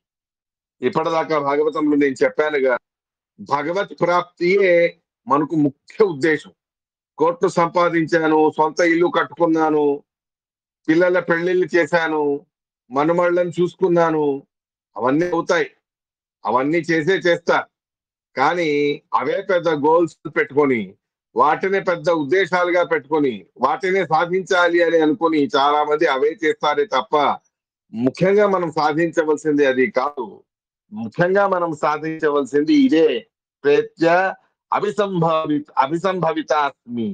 ఆ పరమాత్ముడిని నేను పొందుతాను, పరమాత్ముడి ప్రాప్తి నాకు అవ్వాలి. ఇది నిజమైనటువంటి గోల్, ఇది నిజమైనటువంటి గమ్యం, ఇది మనం నిజంగా సాధించవలసినటువంటి మహా సాధన అనేది చెబుతారు శుకాచార్యులు వారు. అయితే భగవంతుడి ప్రాప్తిని పొందాలి అంటే, భగవంతుడిని మనం పొందాలి అంటే ఆ భగవంతుడి గురించి మనం తెలుసుకోవాలిగా. ఆ భగవంతుడి గురించి ఎలా ఉందో ఆయన వ్యక్తిత్వం అనేది అర్థం చేసుకోవాలి. భగవంతుడి గురించి ఆ వ్యక్తిత్వాన్ని అర్థం చేసుకొని అటువంటి ఆ పరమాత్ముడిని నేను పొందాలి అనేటటువంటి జ్ఞానం మనకు వస్తే ఆ రకంగా మనం ప్రయత్నం అనేది చేస్తాం. అటువంటి ఆ మనం సాధించవలసినటువంటి వాటిలో చాలా ముఖ్యమైనటువంటిది భగవంతుడి ప్రాప్తియే, భగవంతుడిని పొందడమే అనేటటువంటి విషయం స్పష్టంగా శాస్త్రంలో శుకాచార్య వారు చెప్పి ఉన్నప్పుడు, ఆ భగవంతుడి ప్రాప్తికి సాధనాలు ఏమున్నాయి, ఎలా పొందగలం ఆ పరమాత్ముడిని అన్నదానికి మధ్వాచార్యులు వారు చెబుతారు, సదాకమేక విజ్ఞేయం సమతీత క్షరాక్షరం. క్షరాక్షర పురుషుల కంటేనూ కూడా అద్భుతమైనటువంటి వ్యక్తి అయిన సర్వోత్తముడైన ఆ దేవదేవుడిని సదాగమైక విజ్ఞేయం, సత్శాస్త్రాల ద్వారానే మనం తెలుసుకోగలము. అలాంటి ఆ పరమాత్ముడి విజ్ఞానం అనేది మనకు కలిగితే, భగవంతుడి జ్ఞానం అనేది మనకు కలిగితే అప్పుడు భగవంతుడు మనల్ని మెచ్చుకుంటాడు. మన మీద విశేషంగా మోక్ష ప్రాప్తికి కావలసిన దృష్టిని సారిస్తాడు. జ్ఞానేనైవ పరంపదం నహి జ్ఞానేన సదృశం పవిత్రం ఇహ విద్యతే. భగవంతుడి జ్ఞానమే మనకు మోక్ష సాధనం. భగవంతుడి జ్ఞానమే అతి పవిత్రమైనది. దానికంటే పవిత్రమైనది ఇంకేది లేదు. అటువంటి ఆ భగవత్ జ్ఞానాన్ని మనం పొందినప్పుడు భగవంతుడు మన మీద కనికరించి విశేషంగా మనకు మోక్షాది పురుషార్థాలన్నిటి కూడా కలగజేస్తాడు. ఎలా అయితే మనం భగవంతుడిని తెలుసుకున్నామంటే, భగవంతుడి గురించి అర్థం చేసుకున్నామంటే సహజంగానే ఆ పరమాత్ముడి విషయంలో మనకు ప్రేమ అనేది కలుగుతుంది, భక్తి అనేది కలుగుతుంది. భక్త్యా ఏవ లభ్యః అని స్పష్టంగా శ్రీకృష్ణ పరమాత్ముడు అర్జునుడికి చెబుతాడు కదా. నా ప్రవచనేన లభ్యః ఆత్మ, ప్రవచనేన లభ్యః. ఏ రకమైనటువంటి వేరే క్రియాకలాపాల వలన లభించేటటువంటి వాడు కాదు, భక్త్యా ఏవ. ఆ భక్తి సాధించాలి అంటే ఇవన్నీ కావాల్సిందే. పాఠ ప్రవచనాల ముఖాంతరంగా భగవంతుడి గురించి తెలుసుకునే కొద్దీ మనకు ఆయన మీద భక్తి అనేది కలగడానికి అవకాశం ఉంటుంది. ఎప్పుడు మనం భక్తితో, పారవశ్యముతో, పులకింతతో పరమాత్ముడి ఆరాధన అనేది చేస్తామో ఆ క్షణమే పరమాత్ముడు మనల్ని ఎంతగానో ప్రేమతో చూసుకునేవాడు, మోక్షాన్ని కలగజేయాలి తనకి. ఈ రకంగా ఈ వ్యక్తికి నేను మోక్షాన్నే కలగజేయాలి అంతగా మనం పరమాత్ముడికి సంతోషాన్ని కలగజేసిన వాళ్ళం అవుతాం. అటువంటి ఆ భగవంతుడి యొక్క జ్ఞానం అనేది లభిస్తే అదే మనకు సాధన అవుతుంది. దానికి ఒక ఉదాహరణ చెప్తారు శాస్త్రంలో. ఎవరో మహారాజు గారు చెరసాలలో కొంతమంది బందీ ఖానాలో కొంతమంది జనాలందరినీ కూడా పెట్టి ఉన్నారు, బంధించి ఉన్నారు. అలా బంధించి ఉన్న వాళ్ళందరినీ చూస్తూ వెళతాడు ఆ మహారాజు.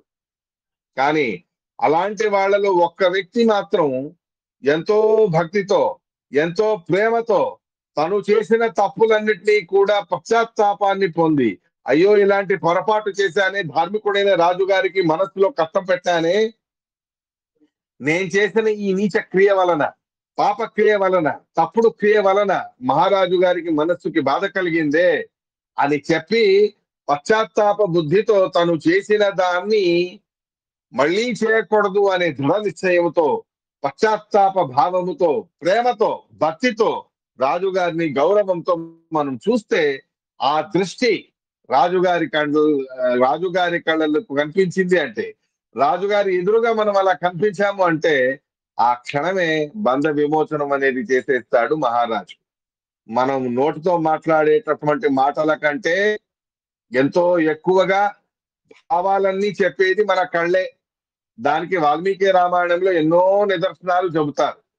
విభీషణుడు వచ్చి ఉన్నప్పుడు ఆంజనేయ స్వామి లాంటి ఆంజనేయ స్వామి అతన్ని నమ్మడం ఎలా అని అందరూ సమస్య చేసుకుంటారు.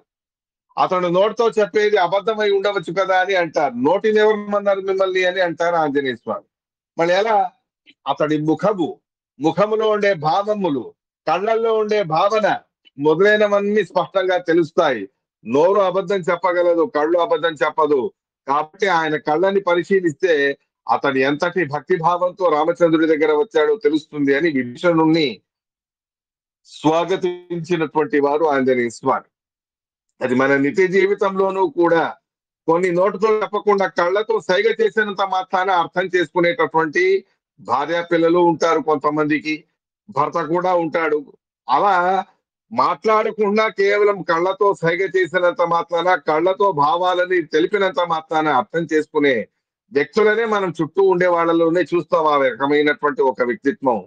అలాంటిది ఒక రాజుగారు సమగ్రమైన సమగ్రమైన ప్రజలని తను పరిపాలన చేస్తూ తన పిల్లల వల్లే చూస్తూ ఉన్న పరమ ధార్మికుడైన రాజు గారికి మన కళ్ళల్లో ఉండే ప్రాశ్చిత్తం, పశ్చాత్తాపం కనిపించకుండా ఉంటుందా? ఖచ్చితంగా కనిపిస్తుంది. అలా కనిపించిన రెండో క్షణమే మహారాజు గారు మనల్ని బంధ విమోచన చేస్తారు అనేది సర్వానుభూత సిద్ధం. సర్వ జీవులకు అనుభవానికి సిద్ధమైనటువంటిది. పురాణాలు ఇలాంటి సందర్భాలు ఎన్నో ఉన్నాయి. అలా ఏదో ఒక దేశానికి రాజుగారికే ఇంత సామర్థ్యం ఉంది అంటే ఇక సమగ్రమైన విశ్వానికే రాజు అయిన భగవంతుడికి మనం కళ్ళతో చూడాల్సిన అవసరమే లేకుండా మనస్సులో ఉండే భావనని కూడా కనిపెట్టేటటువంటి శక్తి భగవంతుడికి ఉంది. మన మనస్సులను ఉంటాడు కావున అలాంటి ఆ భక్తి పారవశ్యంతో మనం భగవంతుడిని చూసిన, ఆరాధించిన, ఉపాసన చేసిన అంత మాత్రానికేనే మన బంధ విమోచనాన్ని చేసేస్తాడు ఆ భగవంతుడు. అలాంటి ఆ అద్భుతమైనటువంటి భగవంతుడి భజన, ఆరాధన, ఉపాసన అనేది మనకు సంసార విమోచకం అనేది తెలుసుకోండి అని రాజుగారి దృష్టాంతంతో చెబుతారు శాస్త్రంలో. అలాంటి ఆ భగవంతుడి విషయంలో మనకు ప్రేమ అనేది రావాలి అంటే, భక్తి అనేది రావాలి అంటే ఆయన గురించి మనం తెలుసుకోవాలి. తెలుసుకుంటే అప్పుడు మనకు ఆయన మీద భక్తి అనేది రావడానికి అవకాశం ఉంటుంది. అలా తెలియజేసే వాళ్ళు ఎవరు? గురువులు. ఆ గురువులైనా ఎలా తెలియజేస్తారు, ఎప్పుడు తెలియజేస్తారు అంటే ఏ రోజు మనకు ఉపనయనం అవుతుందో ఆనాటి నుండే భగవంతుడి జిజ్ఞాస అనబడే యాత్ర, ప్రయాణం మనం సాధించడం అనేది మొదలవుతుంది. దాన్ని ప్రారంభం చేయడం అనేది మొదలవుతుంది. అనంతమైన వేదాలు, అనంతావై వేదా, అనంతమైన వేదాలు, వాటిని చదువుకుంటూ వెళితే, పారాయణ చేసుకుంటూ వెళితే ఆయుష్ సరిపోదు అని అంటారు. అలాంటి అనంతానంత వేదాలన్నీ కూడా ఒకే ఒక గాయత్రి మంత్రంలో ఉన్నాయి. 24 అక్షరాల గాయత్రి. ఆ 24 అక్షరాల గాయత్రి మంత్రం ఒక్కసారి ఉచ్చరిస్తే చాలు అనంత వేదాలను ఉచ్చరించినట్టు అవుతుంది. ఆ అనంత వేదాలు ఏం చెప్తున్నాయి అనేది స్వయం భగవద్గీతలో స్పష్టంగా ఉంది. గాయత్రి మంత్రం కూడా దాన్ని స్పష్టంగా చెబుతుంది. చాలా గట్టిగా గాయత్రి మంత్రం యొక్క అర్థాన్ని స్పష్టంగా తెలుసుకునే సందర్భంలో మనకు అర్థమయ్యేది శాస్త్రీయంగా ఇదే. భూర్భువ స్వః తత్సవితుర్వరేణ్యం భర్గో దేవస్య ధీమహి ధియో యో న ప్రచోదయాత్. 24 అక్షరాలు. ఉపనయనమైన తర్వాతనే దాన్ని ఉచ్చరించే అధికారం అనేది మనకు కలుగుతుంది. పురుషులకి విశేషంగా, స్త్రీలకి గాయత్రి మంత్రాన్ని చెప్పే అధికారం లేదు. వాళ్ళు చెప్పకూడదు, వారికి నిషేధం చేశారు. పురుషులు, అది ఉపనీతులైన పురుషులు ఖచ్చితంగాను కూడా గాయత్రి మంత్రాన్ని చెయ్యాలి. కనీసం 10 మార్లైనా చెయ్యాలి. సహస్ర పరమాం దేవి శతమధ్యాం దశావరం అనే ఆ గాయత్రి మంత్రం యొక్క మహత్వాన్ని వేదాన్ని చెబుతాయి. చేస్తే 1000 గాయత్రి మంత్రాలు చేయండి, దానికంటే గొప్ప తపస్సు మరొకటి లేదు. భగవంతుడు అంతకంటే సంతోషించే ప్రసంగమే వేరే లేదు అని అంటారు. కుదరదు అంటే కనీసం 100 అయినా చేయండి అని అంటారు. అంత కూడా లేదండి, బాగా హడావిడి ఉండి జీవనోపాయాలు చూసుకోవాలి, ఉద్యోగాలు సద్యోగాలు లాంటివి ఉంటాయి కదా అంటే కనీసం ఓ 10 అయినా గాయత్రి మంత్రాలు చేయండి అని అంటారు. ఎందుకు? 400 కోట్ల జన్మల తర్వాత ప్రాప్తించిన బ్రాహ్మణ్యాన్ని కాపాడేది ఆ 24 అక్షరాల గాయత్రి మంత్రమే. దాన్ని ఉచ్చరించే అధికారం అనేది లభించేదే ఉపనయనం రోజు. సకల భూర్భువ సువహ, పైన ఉండే లోకాలు, మధ్యలో ఉండే లోకాలు, క్రింది ఉండే లోకాలు, మొత్తానికి చతుర్దశ భువనాలు ఈ పైన మధ్య కింద అనే 3 విభాగాలు విభాగం చేసి ఏవైతే చెప్పబడి ఉన్నాయో, పాతాళమేత స్థైపాదమూలం పాకి ప్రపదే రసాతలం అని శ్రీమద్ భాగవతంలో భగవంతుడి వైరాజ పురుషుడైన పరమాత్ముడిని బ్రహ్మాండ వ్యాప్తమైన రూపాన్ని వర్ణన చేస్తారు కదా శుకాచార్యులు వారు.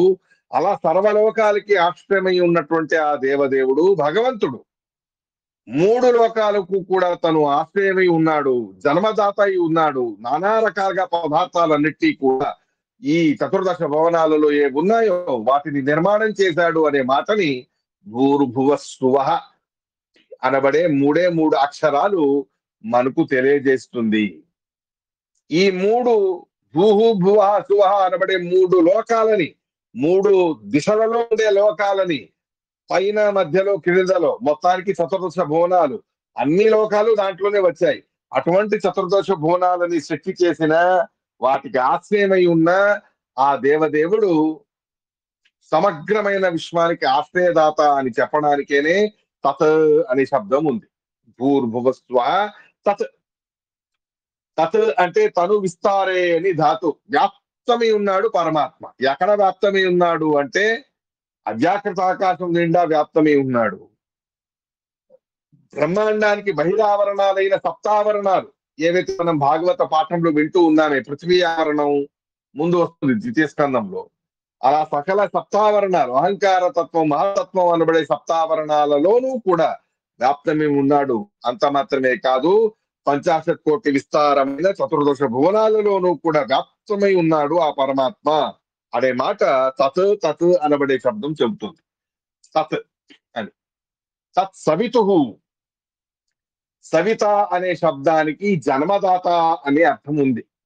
భూహు భువః సువః 3 దిశలలోనూ కూడా ఉన్నటువంటి చతుర్దశ భువనాలలో తత్ వ్యాప్తమై ఉండడం మాత్రమే కాదు, సవితుహు వాటికి జన్మదాత అయి ఉన్నవాడు పరమాత్మ, వాటికి జన్మనిచ్చినటువంటి వాడు పరమాత్మ అనేటటువంటి విషయాన్ని సవితుహు అనే మాట చెబుతుంది.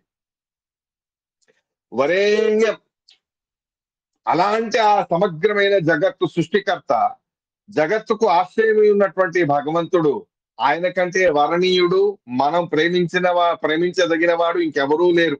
వరణీయుడు అంటే వరుడు, వరుడు అంటే స్వీకరించడానికి యోగ్యమైన వాడు అని అంటారు కదా. అలా ఎవరిని మనం మనవాడిగా స్వీకరించాలి, నావాడిగా స్వీకరించాలి అని ఏ రకంగా వధూవరుల విషయంలో మనం చెప్పుకుంటామో, అలా భగవంతుణ్ణి నావాడిగా నేను స్వీకరించాలి. అలా నాది అని నేను స్వీకరించే వాటన్నిట్లోనూ కూడా అత్యంత అధికంగా వర్ణీయమైనటువంటి వాడు భగవంతుడు. ఆ మాటని ఈ భాగవత శ్లోకంలో మీరు విన్నారుక.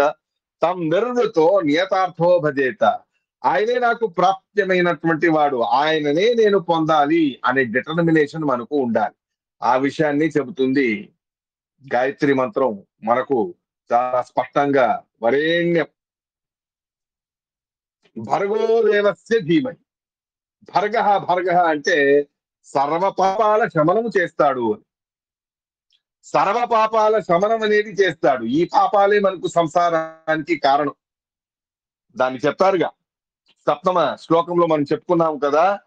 తం సత్యమానంద నిధిం భజేత సర్వాత్మనాతోన్యత ఆత్మఘాత సంసార హేతు పరమస్య యత్ర అనే మాట మనం విన్నాం కదా ఇవాటి భాగవత శ్లోకంలో. అలా సంసారానికి హేతు కారణమే పాపాలు. సర్వ పాపాల వినాశనం అనేది చేస్తాడు భగవంతుడు. కాబట్టి ఆయనని భర్గ అని అంటారు. భర్గో దేవస్య ధీమహి. దేవస్య ఇంతగా అనాది కాలం నుండి అనంతకాలం వరకు సకల జగత్తులో వ్యాప్తమై ఉంటూ, సకల జగత్తుని కంటికి రెప్పలా కాచుకొని ఉంటూ, జగత్తులో ఉండే సకల జీవులను కంటికి రెప్పలా కాపలాగా ఉంటూ, రాత్రి పగలు కూడా లెక్క లేకుండా, రాత్రింబవళ్ళ విరామమే లేకుండా 24 గంటలు మనల్ని కాచుకొని ఉన్నటువంటి ఆ పరమాత్ముడికి ఏమైనా శ్రమ అవుతుందా అంటే లేదు. నేను ఇప్పుడే చెప్పాను భాగవత శ్లోకంలో. ఏదైనా శ్రమ ఉంటుందా ఆ పరమాత్ముడికి? సుప్త జనేక్షితైక అంటే దేవస్య అని అంటారు. ఏ శ్రమ లేదు భగవంతుడికి. దివు క్రీడాయామని ధాతు. క్రీడా విహారాలుగా, ఆటలుగా ఇష్టపడి మనం ఎలా ఆటలు ఆడతామో ఆ ఇష్టపడి ఆటలాడినందుకు మనకు శ్రమ కలుగుతుంది. కానీ ఇష్టపడి ఆటలాడినంత ఇష్టంగా మనల్ని కాపాడుతాడు పరమాత్మ. ఇష్టంతో చేసిన పని అది ఎంత కష్టమైనా కూడా కష్టం అనిపించదు. ఇష్టం లేకుండా చేసిన పని చిన్నదే అయినా ఎంతో కష్టం అనిపిస్తుంది అనేది మనం వింటాం కదా సామెత. అలా దేవః దేవస్య అంటే దివుక్రీడాయ. ఎలా క్రీడా విహారాలు అనేవి మనకు ఇష్టమో అంత ఇష్టంగా మనల్ని కాపాడడమే ఒక బాధ్యతగా, ఒక ఇష్టంగా చేసేటటువంటి వాడు ఆ భగవంతుడు అనే మాట దేవస్య అనే మాటతో మనకు తెలుస్తుంది. భర్గో దేవస్య ధీమహి ధ్యోయోన ప్రచోదయత్. అటువంటి ఆ పరమాత్ముణ్ణి ఇంతగా జగత్తు సృష్టి చేసి, జగత్తుకు ఆధారమై ఉంటూ, మనమందరినీ కంటికి రెప్పగా కాల్చుకుంటూ, మనమందరినీ కాపలాగా ఉంటూ, తల్లిదండ్రుల కంటే అధికమైన మిన్నగా మనల్ని ప్రేమించేటటువంటి అద్భుతమైన వ్యక్తిత్వం కలిగిన, అసలే శ్రమ లేకని అటువంటి వాడు, ఏ రకమైన కష్టాలే లేనటువంటి ఆ పరమాత్ముణ్ణి ధీమహి నేను ధ్యానం చెయ్యాలి. ఆ పరమాత్ముణ్ణి నేను ఉపాసన చెయ్యాలి. ఆయననే నేను పొందాలి. ఆయనే నాకు ప్రాప్తి. ఆయననే నేను సాధించాలి అనే భావం మనకు ఉండాలి. దాన్నే ధీమహి అనే మాటతో చెబుతుంది గాయత్రి మంత్రం. అలాంటి ఆ ధీమహి అన్న మాటతో భగవంతుడిని ఆరాధన చెయ్యాలి అనే బాధ్యత మనకు ఉంది. చేస్తేనే మనకు నానా రకాలుగా భగవత్ ప్రాప్తి అవ్వడం మాత్రమే కాదు, సంసార ఉపరతి కూడా అవుతుంది. అది అవ్వాలి అంటే ధ్యోయోన ప్రచోదయాత్. నహా ధియః ప్రచోదయ. మనందరి బుద్ధిని తన వైపుకు భగవంతుడు ప్రేరణ చెయ్యాలి. మన అందరి బుద్ధిని అందరికంటే అధికమైన ప్రేమతో పరమాత్ముడి విషయంలో ఆలోచించే రకంగా ఆ పరమాత్ముడే మనకు అనుగ్రహం చెయ్యాలి. అలా బుద్ధిని ప్రేరేపించాలి. తనకంటే ఇష్టమైన వాళ్ళు మనకు జగత్తులో ఇంకెవ్వరూ లేరు. ఆయననే నేను పొందాలి. వేరేవి ఉన్నా లేకపోయినా, వేరే వాళ్ళు ఉన్నా లేకపోయినా అదేమీ నాకు ఉపయోగం లేదు. ఏదైనా నాతో పాటు ఉండాలి అన్నా, ఏదైనా నేను పొందాలి అంటే ఆ భగవంతుడిని నేను పొందాలి అనేటటువంటి డిటర్మినేషన్ ఏది ఉంది, ఆ డిటర్మైండ్ అయినటువంటి మైండ్ సెట్ ఉంది కదా, దాన్ని ఆ భగవంతుడే మనకు కరుణించాలి అని చెప్పే ఆ గాయత్రి మంత్రం మనకు ఉపదేశం అనేది చేస్తుంది. ఈ రకమైనటువంటి భగవంతుడి మహిమ, భగవంతుడి యొక్క ఉపాసన ఎంత ప్రాముఖ్యతని పొంది ఉన్నది అన్న దాన్నే మనం భాగవతంలో చెప్పిన దాన్ని గాయత్రి మంత్రంలో ప్రతిబింబించి చూసినప్పుడు స్పష్టంగా తెలుస్తుంది. ఎలాగో అదే విషయాన్ని సర్వ వేదాలు కూడా మనకు చెబుతాయి. సర్వ వేదాలు కూడా అదే ఉద్దేశంతో ఉన్నాయి. అదుఃఖం ఇతరత్ సర్వం జీవా ఏవతు దుఃఖినః తేషాం దుఃఖ ప్రహాణాయ శృతిరేష ప్రవర్తతే అనే మాట ఉంది. దుఃఖం లేనివే అన్ని ఇతర జీవులు కాకుండా ఇతర జడ పదార్థాలు ఇత్యాదులు ఏవేవి ఉన్నాయో అవన్నీ దుఃఖం లేనటువంటివి, వాటికి దుఃఖము లేదు, సుఖము లేదు, జడ పదార్థాలకి. కానీ దుఃఖపడేవారు ఎవరండి సంసారంలో అంటే జీవ ఏవతు దుఃఖిన. కష్టపడేవాళ్ళు, దుఃఖాన్ని కలిగిన వాళ్ళు, సంసారం అనబడే దుఃఖాన్ని అనుభవించేవాళ్ళు మనమే. అలాంటి మన దుఃఖాన్ని పరిహారం చేసేవాడు భగవంతుడు. ఆ భగవంతుడి ద్వారా మన దుఃఖాలన్నీ పరిహారం అవుతాయి. తేషాం దుఃఖ ప్రహాణాయ. వాళ్ళ దుఃఖం ఎలా పరిహారం అవుతుంది అని తెలియజేయడానికేనే మనకు వేదాలు అనేవి ఉన్నాయి. శృతిదేశ ప్రవర్తతే వేదాలు అనేవి ఉన్నాయి. అనంతమైన వేదాలు. పురుష సూక్తం యొక్క సారం, పురుష సూక్తం యొక్క అర్థాన్ని ఇంకొకసారి చెప్పుకుందాం, అది విస్తారం అవుతుంది. గాయత్రి మంత్రంలో చెప్పిన తత్వాలన్నీ విస్తారంగా ఇంకొంచెం అధికంగా పాతాళమేత స్థైపాదమూలం ఇత్యాదిగా భాగవతంలో చెప్పిన విషయాలన్నీ విశేషంగా పురుష సూక్తంలోనూ కూడా స్పష్టంగా ఉన్నాయి. అయితే ఇటువంటి అనంతమైన వేదాలు మన దుఃఖాన్ని చూసి ఆ దుఃఖం ఎలా పరిహారం అవుతుందండి అని అడిగితే సంసార హేతు ఉపరమస్య యత్ర. ఆ భగవంతుడి ఆరాధన తప్ప మీకు వేరే గతి లేదు అనే మాట స్పష్టంగా వేదాలు మనకు చెబుతూ ఉన్నాయి. ఆత్మావారే ద్రష్టవ్య, శ్రోతవ్యో మంతవ్యో నిధిధ్యాసితవ్య. సర్వ దుఃఖాల శమనం అవ్వాలి, సంసారం అనే దుఃఖం సాగరం అది ఎండిపోవాలి అంటే భగవంతుడు ఒక్కడే మనకు గతి అనేది స్పష్టంగా తెలుసుకోండి అని చెప్పే సర్వ వేదాలు భగవత్ తత్వాన్ని మనకు ఉపదేశం చేస్తూ ఉన్నాయి.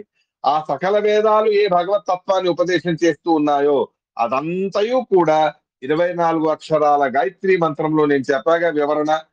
ఆ వివరణని మనం పరిశీలిస్తే సర్వ వేదాల సారం అనేది అక్కడే మనకు తెలుస్తుంది. అటువంటి సర్వ మంత్రాలకు అధిపతి అయిన గాయత్రి మంత్రం, బ్రహ్మాస్త్రానికి అభిమంత్రణ చేయవలసిన మంత్రం గాయత్రి మంత్రం. అటువంటి గాయత్రి మంత్రాన్ని బ్రాహ్మణుడిగా పుట్టినంత మాత్రాన జపం చేసే అధికారం వచ్చింది అని కాదు. బ్రాహ్మణుడిగా పుట్టాలి, తల్లిదండ్రులు బ్రాహ్మణులై ఉండాలి, నానా రకాలుగా శాస్త్రీయ పరిమితులలో సాంకర్యాలు ఇత్యాదులు ఏవి లేకుండా, సగోత్ర ఇత్యాదులు ఏవి లేకుండా పద్ధతి ప్రకారంగా గోత్ర విభిన్నంగా ఏదైతే పురాతన సంప్రదాయం ఉందో సత్సంప్రదాయం, ఆ పద్ధతి ప్రకారంగా బ్రాహ్మణ దంపతుల యందు పుట్టడం ఇది మొట్టమొదటి అధికారం గాయత్రి మంత్రాన్ని పఠించడానికి. అంత మాత్రంతో అవ్వదు. అలా పుట్టిన వాడు 8 సంవత్సరాలకి లేదా మహా అంటే 14 సంవత్సరాల లోపలే ఉపనయనం అనేది చేసేసుకోవాలి. అలా ఉపనయనం అనేది చేసుకుంటే ఆ ఉపనయనం యొక్క ప్రభావంతోనే ఆ రోజే ఆనాటి నుండే అనంతమైన వేదాలను వల్లించే శక్తి మనకు లేదు. అనంతమైన వేదాలను ఒక్క 24 అక్షరాలలో చెప్పే గాయత్రి మంత్రాన్ని గురు ముఖత, తండ్రి గారి ముఖత ఉపదేశాన్ని పొంది మనం పఠించడం అనేది ఆనాడే మనకు ప్రారంభమవుతుంది పయనం. ఏ భగవంతుణ్ణి తమ్ నిర్ణుతో నియతార్థో భజేత, ఆయనని నేను సాధించాలి అనే డిటర్మినేషన్ తో, భగవంతుణ్ణి నేను పొందాలి అనే దృఢ విశ్వాసంతో సాగడానికి మనం ఏదైతే మొట్టమొదటి అడుగు వేశాం కదా, అదే ఉపనయనం రోజు ప్రారంభమైనటువంటి యాత్ర. అలా ఉపనయనం రోజే మనకు ఆ ఉపనయనమైన రోజే మనకు ఆ యాత్ర అనేది భగవత్ ప్రాప్తి రూపమైన యాత్ర అనేది ప్రారంభం అవుతుంది. ఆ రోజే మొదటి అడుగు భగవంతుడి పరంగా భగవంతుడి వైపుకి మనం వేసినవి ఆనాటి అడుగులే, ఆనాటి ఆ ఉపనయనమే. అటువంటి ఆ పరమాత్ముడి పరంగా పరమాత్ముడి వైపు వేసిన మొట్టమొదటి అడుగు అనే భావముతో ఉపనయనం అనే దానికి అంతటి మహత్వాన్ని చెప్పి ఉన్నారు. ఉపనయనం అనేది అయింది అంతే, సర్వ వేదాల సన్నిధానం వాడి నాలికలో వస్తుంది. కాబట్టి ఉపనయనం చేసుకున్న వాళ్ళు చాలా దీక్షాబద్ధులుగా ఉండాలి, మడి ఆచారాలు ఉండాలి. ఎలా పడితే అలా వాళ్ళకి స్వాతంత్రంగా ఎలా పడితే అలా అనాచారాలుగా ఉండడానికి అవకాశం లేదు. ఎందుకు? సర్వ వేదాలు వాడి నాలిక మీద ఉంటాయి. సర్వ వేదాలని తన జంజలో ధరించి ఉంటాడు ఆ వటు ఆ ఉపనయనమైన రోజు నుండే.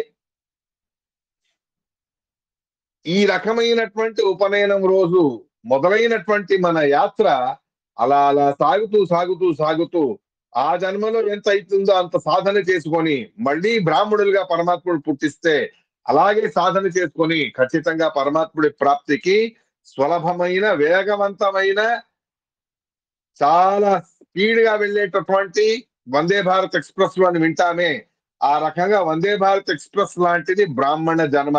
ఆనాటి ఉపనయనం వందే భారత్ ఎక్స్ప్రెస్ లాంటిది పరమాత్ముడిని పొందడానికి ఉండేటటువంటి ఉపాయాలలో. అలాంటి ఆ ఉపనయనం అయినటువంటి ఆ రోజు నుండే బ్రాహ్మణుడుగా స్వీకరించబడతాడు. దేవతల ద్వారా, భగవంతుడి ద్వారా ఆనాడు బ్రాహ్మణ అని అవుతాడు వటువు. అలాంటి ఆ ఉపనయనం అనేది అంతటి ప్రాముఖ్యతని పొంది ఉన్నది. ఆనాటి నుండి ఆశీర్వాదం చేసే అధికారం వస్తుంది చిన్న వయసులో ఉండే పిల్లవాడు. కానీ బ్రాహ్మణుడు అయ్యాడంటే, ఉపనయనం అయింది అంటే, తనకంటే 80 సంవత్సరాల వృద్ధుడికి కూడా నమస్కారం చేస్తే వాడికి ఆశీర్వాదం చేసే అధికారం అనేది ఉపనయనం రోజు ఆ వటువుకి ప్రాప్తమవుతుంది, మనకందరికీ ప్రాప్తమవుతుంది. అంత మాత్రమే కాదు, అదే ఉపనయనం రోజు మనం మొట్టమొదటి మెట్టు ఎలా పరమాత్ముడి పరంగా వేసి ఉంటామో, భగవత్ ప్రాప్తిని మనం గమ్యస్థానంగా సాధించి ఉంటామో, అంత మాత్రమే కాదు, ఆనాటి నుండే విశేషంగా భగవత్ ప్రాప్తి సాధనానికి చాలా గట్టిగా చెప్పబడినటువంటి మధ్వ శాస్త్రాలని చదువుకునేటటువంటి అధికారం అనేది ఆనాటి నుండి మనకు లభిస్తుంది. ఆనాటి నుండి మనకు లభించడం అనేది జరుగుతుంది. మాధ్యులుగా పుట్టింది ఉపనయనం రోజు సార్థకం అవుతుంది. అలా ఉపనయనం రోజు నుండి మధ్వాచార్యులు వారి అద్భుతమైన గ్రంథాలను అధ్యయనం చేసే అధికారం మనకు ప్రారంభమవుతుంది అనేది తెలుసుకోవాలి. నానా రకాలుగా మనకు ఆశ్రమ ధర్మాలు అనేవి ఉన్నాయి. ఆశ్రమ ధర్మాలలో మొట్టమొదటిది బ్రహ్మచారి ఆశ్రమం. గురుకులంలో గురువుల ద్వారా విద్యాభ్యాసం చేసేటటువంటి ఆశ్రమం ఇది. బ్రహ్మ జ్ఞానాన్ని పొందే ఆశ్రమం ఇది బ్రహ్మచారి ఆశ్రమం. అదైన తర్వాత రెండవది వివాహం చేసుకుంటే గృహస్థాశ్రమం. వివాహం అయిన తర్వాత ముసలివాడై మునమళ్ళు మొదలైన వాళ్ళు, మునిమనమళ్ళు లాంటి వాళ్ళు పుట్టారు అంటే మూడవది వానప్రస్థ ఆశ్రమం. దానికంటే అధికమైనటువంటిది, శ్రేష్టమైనటువంటిది సన్యాసాశ్రమం. అయితే ఈ మూడు, గృహస్థాశ్రమం, వానప్రస్థాశ్రమం, సన్యాసాశ్రమం, మూడిని కూడా మనం స్వీకరించడంలో మొట్టమొదటిగా మనం ఖచ్చితంగా స్వీకరించవలసింది బ్రహ్మచారి ఆశ్రమమే. వాడు గృహస్థుడు అవుతాడో అవ్వడో పర్వాలేదు, పెళ్లి చేసుకున్నా చేసుకోపోయినా పర్వాలేదు, వానప్రస్థం వస్తుందో రాదో పర్వాలేదు, సన్యాసాన్ని తీసుకుంటాడో తీసుకోడో అది అవసరం లేదు. కానీ 4 ఆశ్రమాలలోనూ కూడా చాలా ముఖ్యంగా కంపల్సరిగా స్వీకరించవలసింది బ్రహ్మచారి ఆశ్రమం. బ్రాహ్మణ బ్రహ్మణతి ఇది బ్రాహ్మణ, పరబ్రహ్మ జ్ఞానాన్ని సాధించడానికి వీలుగా ఉండేటటువంటి, అధికంగా ఉండేటటువంటి ఆశ్రమమే బ్రహ్మచారి ఆశ్రమం. అది అందరికీ కంపల్సరీ. బ్రహ్మచారిగా అందరూ అవ్వాల్సిందే. పెళ్లి చేసుకుంటాడో లేదో వాడి ఇష్టం, వాడి పర్సనల్, వాడి కర్మలు వాడికి ఉంటాయి. మిగిలిన ఈ 3 ఏమున్నాను కూడా వాటికి కంపల్సరిగా వీడు ఉపనీతుడు అయి ఉండాలి. అప్పుడే పెళ్లి చేసుకోవడానికి కుదురుతుంది, వానప్రస్థం దొరుకుతుంది. సన్యాసం తీసుకోవాలన్నా ముందు ఉపనయనం అయి ఉండాలి. ఉపనయనం అవ్వకుండా వేరే ఆశ్రమాలను స్వీకరించడానికి లేనే లేదు. అలా అని చెప్పి ఉపనయనం ఒకటి అయితే చాలు, వేరే ఆశ్రమాలు స్వీకరించినా స్వీకరించకపోయినా బ్రహ్మచారిగానే ఉంటూ పరబ్రహ్మ జ్ఞానాన్ని సాధించి మోక్షాన్ని సాధించడానికి కూడా వీలుగా ఉండేటటువంటి ఆశ్రమం బ్రహ్మచారి ఆశ్రమం కంపల్సరీగా ఉండేటటువంటిది. అందుకే నేను చెప్పాను, మిగిలిన సర్వ సంస్కారాలు, వివాహ సంస్కారం ఇత్యాదులు అన్నిటికంటేనూ కూడా చాలా ముఖ్యమైనటువంటిది ఈ బ్రహ్మచారి ఆశ్రమం అనేది స్పష్టంగా తెలుసుకోండి. ఇది కంపల్సరీ. అలాంటి బ్రహ్మచారి ఆశ్రమాన్ని స్వీకరించిన నాటి నుండే మనం భగవత్ ప్రాప్తి రూపమైన భాగవత ఆదేశం ఏది ఉందో దానికి అడుగులు వేయడం అనేది మొదలవుతుంది. ఆ విషయాన్ని చాలా మంది తెలుసుకోకుండా ఏదో చెయ్యాలి అండి అని చెప్పి చేసేస్తారు.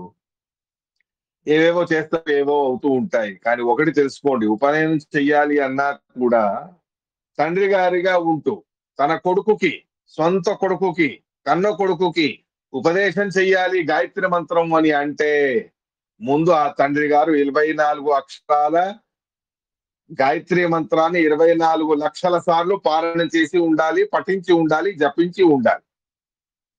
ఒక మంత్రం ఒకరికి ఉపదేశం చెయ్యాలి అంటే అక్షర లక్ష్యం మనం చేసి ఉంటే అప్పుడు అధికారం అనేది దొరుకుతుంది.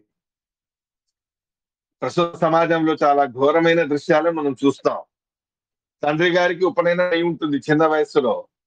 కానీ మళ్ళీ గాయత్రి మంత్రం ఎప్పుడు వాడికి గుర్తుకొస్తుంది అంటే మళ్ళీ తన కొడుకుకి ఉపనయనం చేసే రోజే పఠించడం అనేది చేస్తాడు. అలాంటి వాళ్ళు కూడా ఉన్నారు. అలా ఉంటే ఏం ప్రయోజనం చెప్పండి? 3 రోజులు గాయత్రి మంత్రాన్ని వదిలిపెట్టాడు అంటే బ్రాహ్మణ్యమే నాశనం అయిపోతుంది. వాడికి మళ్ళీ ఉపనయనం చేయాలి అని చెబుతారు. 3 పూటల సంధ్యావందనం, కనీసం 2 పూటల సంధ్యావందనం కూడా చేయకుండా మానేస్తే అది కూడా బ్రాహ్మణ్యాన్ని వినాశనం చేస్తుంది. డబ్బులు ఖర్చు చేశాం బాగా, చాలా రకాలుగా తిండు బండారాలు, నానా రకాలుగా ఆహారాలు ఇత్యాదులన్నీ వ్యవస్థ చేశాం. చాలా గ్రాండ్ గా నా కొడుకు ఉపనయనం చేశాను అని చాలా మంది చెప్పుకుంటూ ఉంటారు. సంతోషమే, మంచిదే, అలాగే చెయ్యాలి. కానీ దానికి బేసిక్ ఏమిటి? ముందు తండ్రి అయిన వాడు తన కొడుకుకి గాయత్రి మంత్రాన్ని చెప్పాలి అంటే 24 లక్షల గాయత్రి మంత్రాన్ని జపం చేసి ఉండాలి. అంత మాత్రమే కాదు, ఉపనయనం ఇంకేంటి, ఇంకో 2-3 నెలలలో ఉపనయనం ఉంది అంటే 24,000 మినిమం ప్రత్యేకంగా ఉపనయన నిమిత్తకంగా 24,000 గాయత్రి మంత్రాన్ని చేసి ఉండాలి. కనీసం 12,000 గాయత్రి మంత్రాన్ని చేయండి ఉపనయనం రోజు ఉపదేశం చేయడానికి విశేషంగా అని కూడా శాస్త్రంలో చెప్పి ఉన్నారు. కాబట్టి ఉపనయనమైన రోజు నుండి మనం మొదలు పెట్టిన 24 లక్షల అక్షరాల గాయత్రి జపం అయిన తర్వాతనే కొడుకుకి ఉపదేశం చేసే ప్రసంగం అనేది వస్తుంది.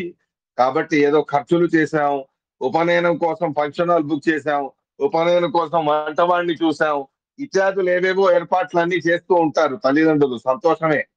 కానీ దానికంటే ముందు నేను 24 లక్షల గాయత్రి మంత్రాన్ని చేశానా లేదా అనేది ఆలోచించాలి. చేయలేదు అంటే ఉపయోగం లేదు, ఉపదేశం చేయడానికి పనికిరాడు అనే అభిప్రాయం.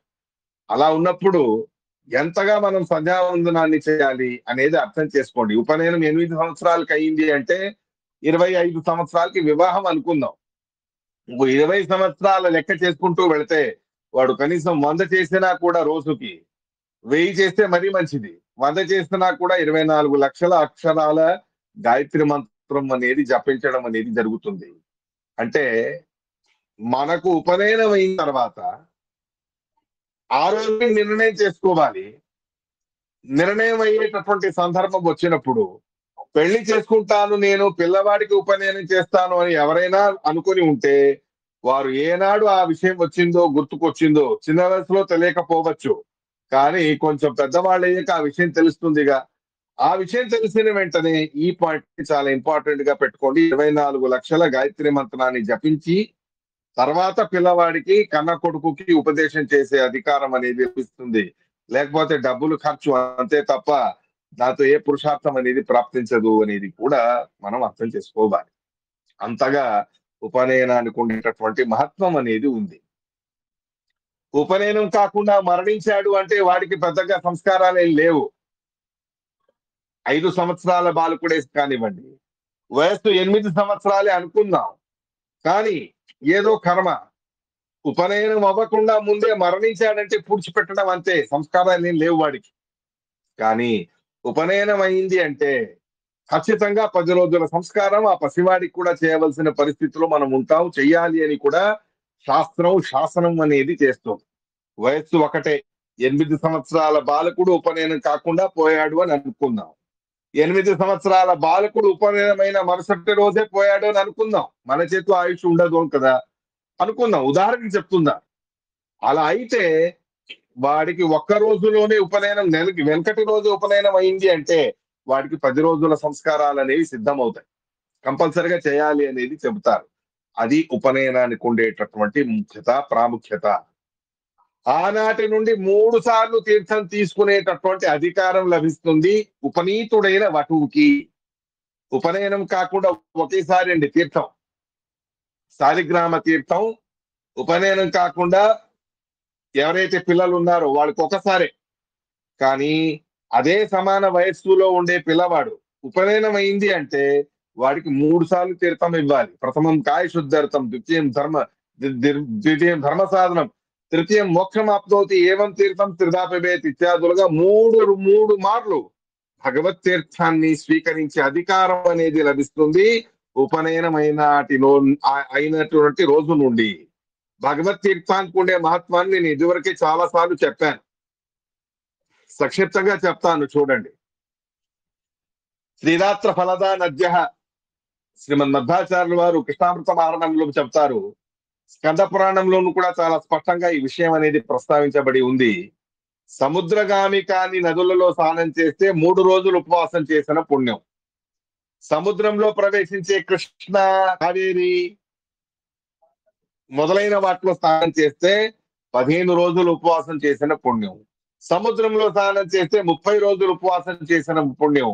షణ్మాస ఫలద గోదావరి తీరం వాడు గట్టిగా తెలుసుకోండి. గోదావరి తీరంలో ఉండేవాడు గట్టిగా అర్థం చేసుకోండి, అలా ప్రయత్నం చేయండి. షణ్మాస ఫలద ఒక్కసారి గోదావరిలో స్నానం చేస్తే 6 నెలలు ఉపవాసం చేసిన పుణ్యం. గంగా తీరం ఉన్నవాడికే మహాభాగ్యం. సంవత్సర ఫలదా గంగా 360 రోజులు ఉపవాసం చేసిన పుణ్యం గంగా స్నానంతో లభిస్తుంది. అయితే ఇదంతా చెప్పింది ఎక్కడ? శాలిగ్రామ తీర్థానికి ఉండే మహత్వాన్ని చెప్పే సందర్భంలో. అలాంటి గంగా స్నానం కంటే మిన్నగా అధికంగా భగవత్ తీర్థాన్ని మనం స్వీకరిస్తే 12 సంవత్సరాలు ఉపవాసం చేసిన పుణ్యం అనేది పరమాత్ముడు మనకు కరుణిస్తాడు. అలాంటి ఆ తీర్థాన్ని 3 మార్లు తీసుకునే అధికారం, ఒక్కసారి కాదు 3 మార్లు తీసుకునే అధికారం చిన్న వయస్సు అయినప్పటికీ కూడా ఉపనయనం అయింది అంటే ఆనాటి నుండే వాడికి ప్రారంభం అవుతుంది అనేది తెలుసుకోండి. అంతటి ప్రాముఖ్యత, అంతటి మహత్వం, అంతటి దేవతల వేదాల సన్నిధానం అనేది మన శరీరంలో ఉపనయనం రోజు నుండి ప్రారంభం అవుతుంది. ఏదో మామూలుగా ఉండే వ్యక్తిలో ఇంతమంది దేవతలు, వేదాభిమాని దేవతలు అందరూ కూడా ఉపనయనం రోజు నుండి ప్రవేశించి అలా వాడిలో ఉండిపోతారు. ఆనాటి నుండే బ్రహ్మయజ్ఞం చేసే అధికారం అనేది లభిస్తుంది ఉపనయనమైనటువంటి వాడికి. దేవయజ్ఞం, ఋషి యజ్ఞం, ఆచార్య యజ్ఞం దాకా చేయవచ్చు ఎవరైనా సరే. అజీవత్ పితృలు ఉన్నారంటే పితృదేవతలకు కూడా, తల్లిదండ్రులు వాళ్ళకి కూడా తర్పణాలని ఇవ్వాలి. ఎవరికి తల్లిదండ్రులు ఉన్నారో వారు కూడా బ్రహ్మయజ్ఞం ఏదైతే చెప్పబడి ఉన్నదో ఆచార్య తర్పణం దాకా అంగుష్ట మాత్రాన్ని అంగుష్టం దాకా జంజాన్ని పట్టుకుని తర్పణం అనేది ఇచ్చేటటువంటిది ఉంటుంది. ఎలాంటి ఆచార్యులు? సుమంతు, జైమిని, పైల బ్రహ్మయజ్ఞం చేసేవాళ్ళు గమనించి చూస్తే తెలుస్తుంది ఎలాంటి ఋషులు ఉన్నారు ఒక్కొక్కరు. గార్గి, వాచక్నిని, పెద్ద పెద్ద పెద్ద పెద్ద అపరోక్ష జ్ఞానులు, మహామహా ఋషులు ఒక్కొక్కరు భగవత్ సాక్షాత్కారాన్ని సాధించిన వారు. భాగవతంలో చెబుతారే, భువనం పునానాహ, 14 భువనాలని పవిత్రపరిచే శక్తి ఉన్నటువంటి వేద ద్రష్టారులైనటువంటి సుమంతు, పైల, జైమిని, గార్గి, వాచక్నిని మొదలైన వాళ్ళందరూ ఉన్న ఋషులు, వేద ద్రష్టారులు. అలాంటి వాళ్ళందరూ కూడా బ్రహ్మచారిగా ఉన్న వటు ఇచ్చిన తర్పణంతో ఆ ఆచార్యులందరూ కూడా తాము కనిపెట్టిన వేదాల మంత్రాలతో మనల్ని ఉద్ధరించడానికి ఏదైతే సాధన చేశారో అలాంటి వాళ్ళు కూడా ఉపనయనమైనప్పటి నుండి అలాంటి వేద ద్రష్టారులైన ఋషులు కూడా మనం ఇచ్చే బ్రహ్మయజ్ఞాంగ తీర్థం తర్పణ అనే దాంతో తృప్తిని చెందుతారు అనేది చెబుతారు. సకల దేవతలు మనం ఇచ్చే బ్రహ్మయజ్ఞాంగ తర్పణంతో తృప్తిని చెందుతారు. చుట్టూ ఉండే ప్రపంచం మనమిచ్చే బ్రహ్మయజ్ఞాంగ తర్పణంతో తృప్తిని చెందుతాయి. స్వయం భగవంతుడు కూడా వాళ్ళ అంతర్యామిగా ఉంటూ తృప్తిని చెందేటటువంటి పరిస్థితి అనేది ఉంటుంది. అలా నిత్యతృప్తుడైన పరమాత్ముడికి అంతటి సంతోషం కలుగుతుంది. అలాంటి ఆ పెద్ద పెద్ద వేద ద్రష్టారులకు ఒక చుక్క తర్పణ రూపంగా నీళ్ళు ఇవ్వడం అనేది కూడా ఉపనయనం రోజే ప్రారంభం అవుతుంది. అంతకంటే ముందు ఒక్క పచ్చమంచి నీళ్ళు కూడా తాగి ఉండరు వాళ్ళు. మన చేతుల నుండి ఇచ్చినా తీసుకోరు, బ్రాహ్మణులే తీసుకోరు. అలాంటిది వేద ద్రష్టారులైన వాళ్ళు ఏం తీసుకుంటారు? అలా అయితే వేద ద్రష్టారులైనటువంటి మహానుభావులు కూడా ఉపనయనమైనప్పటి నుండి కూడా మనం ఇచ్చిన తర్పణ తీర్థంతో స్వీకరించి మనకు విశేషంగా వేదాల అధ్యయనం అయ్యేట్టు అనుగ్రహం అనేది చేస్తారు. అంతటి ప్రాముఖ్యత ఉపనయనానికి ఉన్నది. పితృ నైమిత్తిక కర్మలు లేదా నిత్య కర్మలు, నైమిత్తిక కర్మలు, పైతృక కర్మలు లాంటివే ఉన్నాను కూడా వాటిలో ఉపనయనమైన వాడికి మాత్రమే అధికారం తప్ప ఉపనయనం లేని వాడికి అధికారమే లేదు. అనేది కూడా మనం స్పష్టంగా తెలుసుకోవాలి. ఆనాటి నుండి విశేషంగా ఉపదేశం చేస్తారు. శిక్షావల్లి అని. సత్యం వద, ధర్మం చర, మాతృదేవో భవ, పితృదేవో భవ, ఆచార్యదేవో భవ, స్వాధ్యాయాన్ మా ప్రమద, స్వాధ్యాయ ఏకో నాకో మౌద్గల్య తద్ది తప. ఈనాటి నుండి ఏ రోజు కూడా అధ్యయనాన్ని వదిలిపెట్టకు అని ఉపదేశం చేస్తారు. బ్రహ్మచారికి వటువైన రోజు ఉపనయనం రోజు శిక్షావల్లి. దాంట్లో చెబుతారు స్వాధ్యాయాన్ మా ప్రమద. చూడు నాయన, ఇవాళ నీ జీవితంలో మహా సౌభాగ్యాన్ని తెచ్చిపెట్టేటటువంటి ఉపనయన సంస్కారం అనేది జరిగినది. ఇవాల్టి నుండి ఒక్క రోజు కూడా స్వాధ్యాయం చేయకుండా, శాస్త్ర అధ్యయనాలు చేయకుండా వ్యర్థం చేసుకోకు అని ఉపదేశం చేస్తారు బ్రహ్మచారికి. చూడండి ఎలా ఉందో. భగవంతుడి గురించి తెలుసుకోవడం అనేది ఇవాల్టి నుండి ప్రారంభం చేస్తావు నువ్వు. ఒక్కరోజు కూడా అధ్యయనం అంటే భగవంతుడి గురించి తెలుసుకోకుండా వేస్ట్ చేసుకోకు అని ఉపదేశం చేస్తుంది ఉపనిషత్తు. స్వాధ్యాయ ఏకో నాకో మౌద్గల్య తద్ది తప. దానికంటే పెద్ద తపస్సు ఇంకేదీ కూడా లేదు అనేది కూడా తెలుసుకో నువ్వు అబ్బాయి బ్రహ్మచారి వటు. ఇవాల్టి నుండి స్వాధ్యాయాన్ మా ప్రమద. ఒక్క రోజు కూడా భగవంతుడి గురించి తెలుసుకోకుండా వ్యర్థం చేసుకోకు. అదే నీకు పెద్ద తపస్సు, వేరేదేది కాదు. వేరే తపస్సులు నీకు అవసరం లేదు.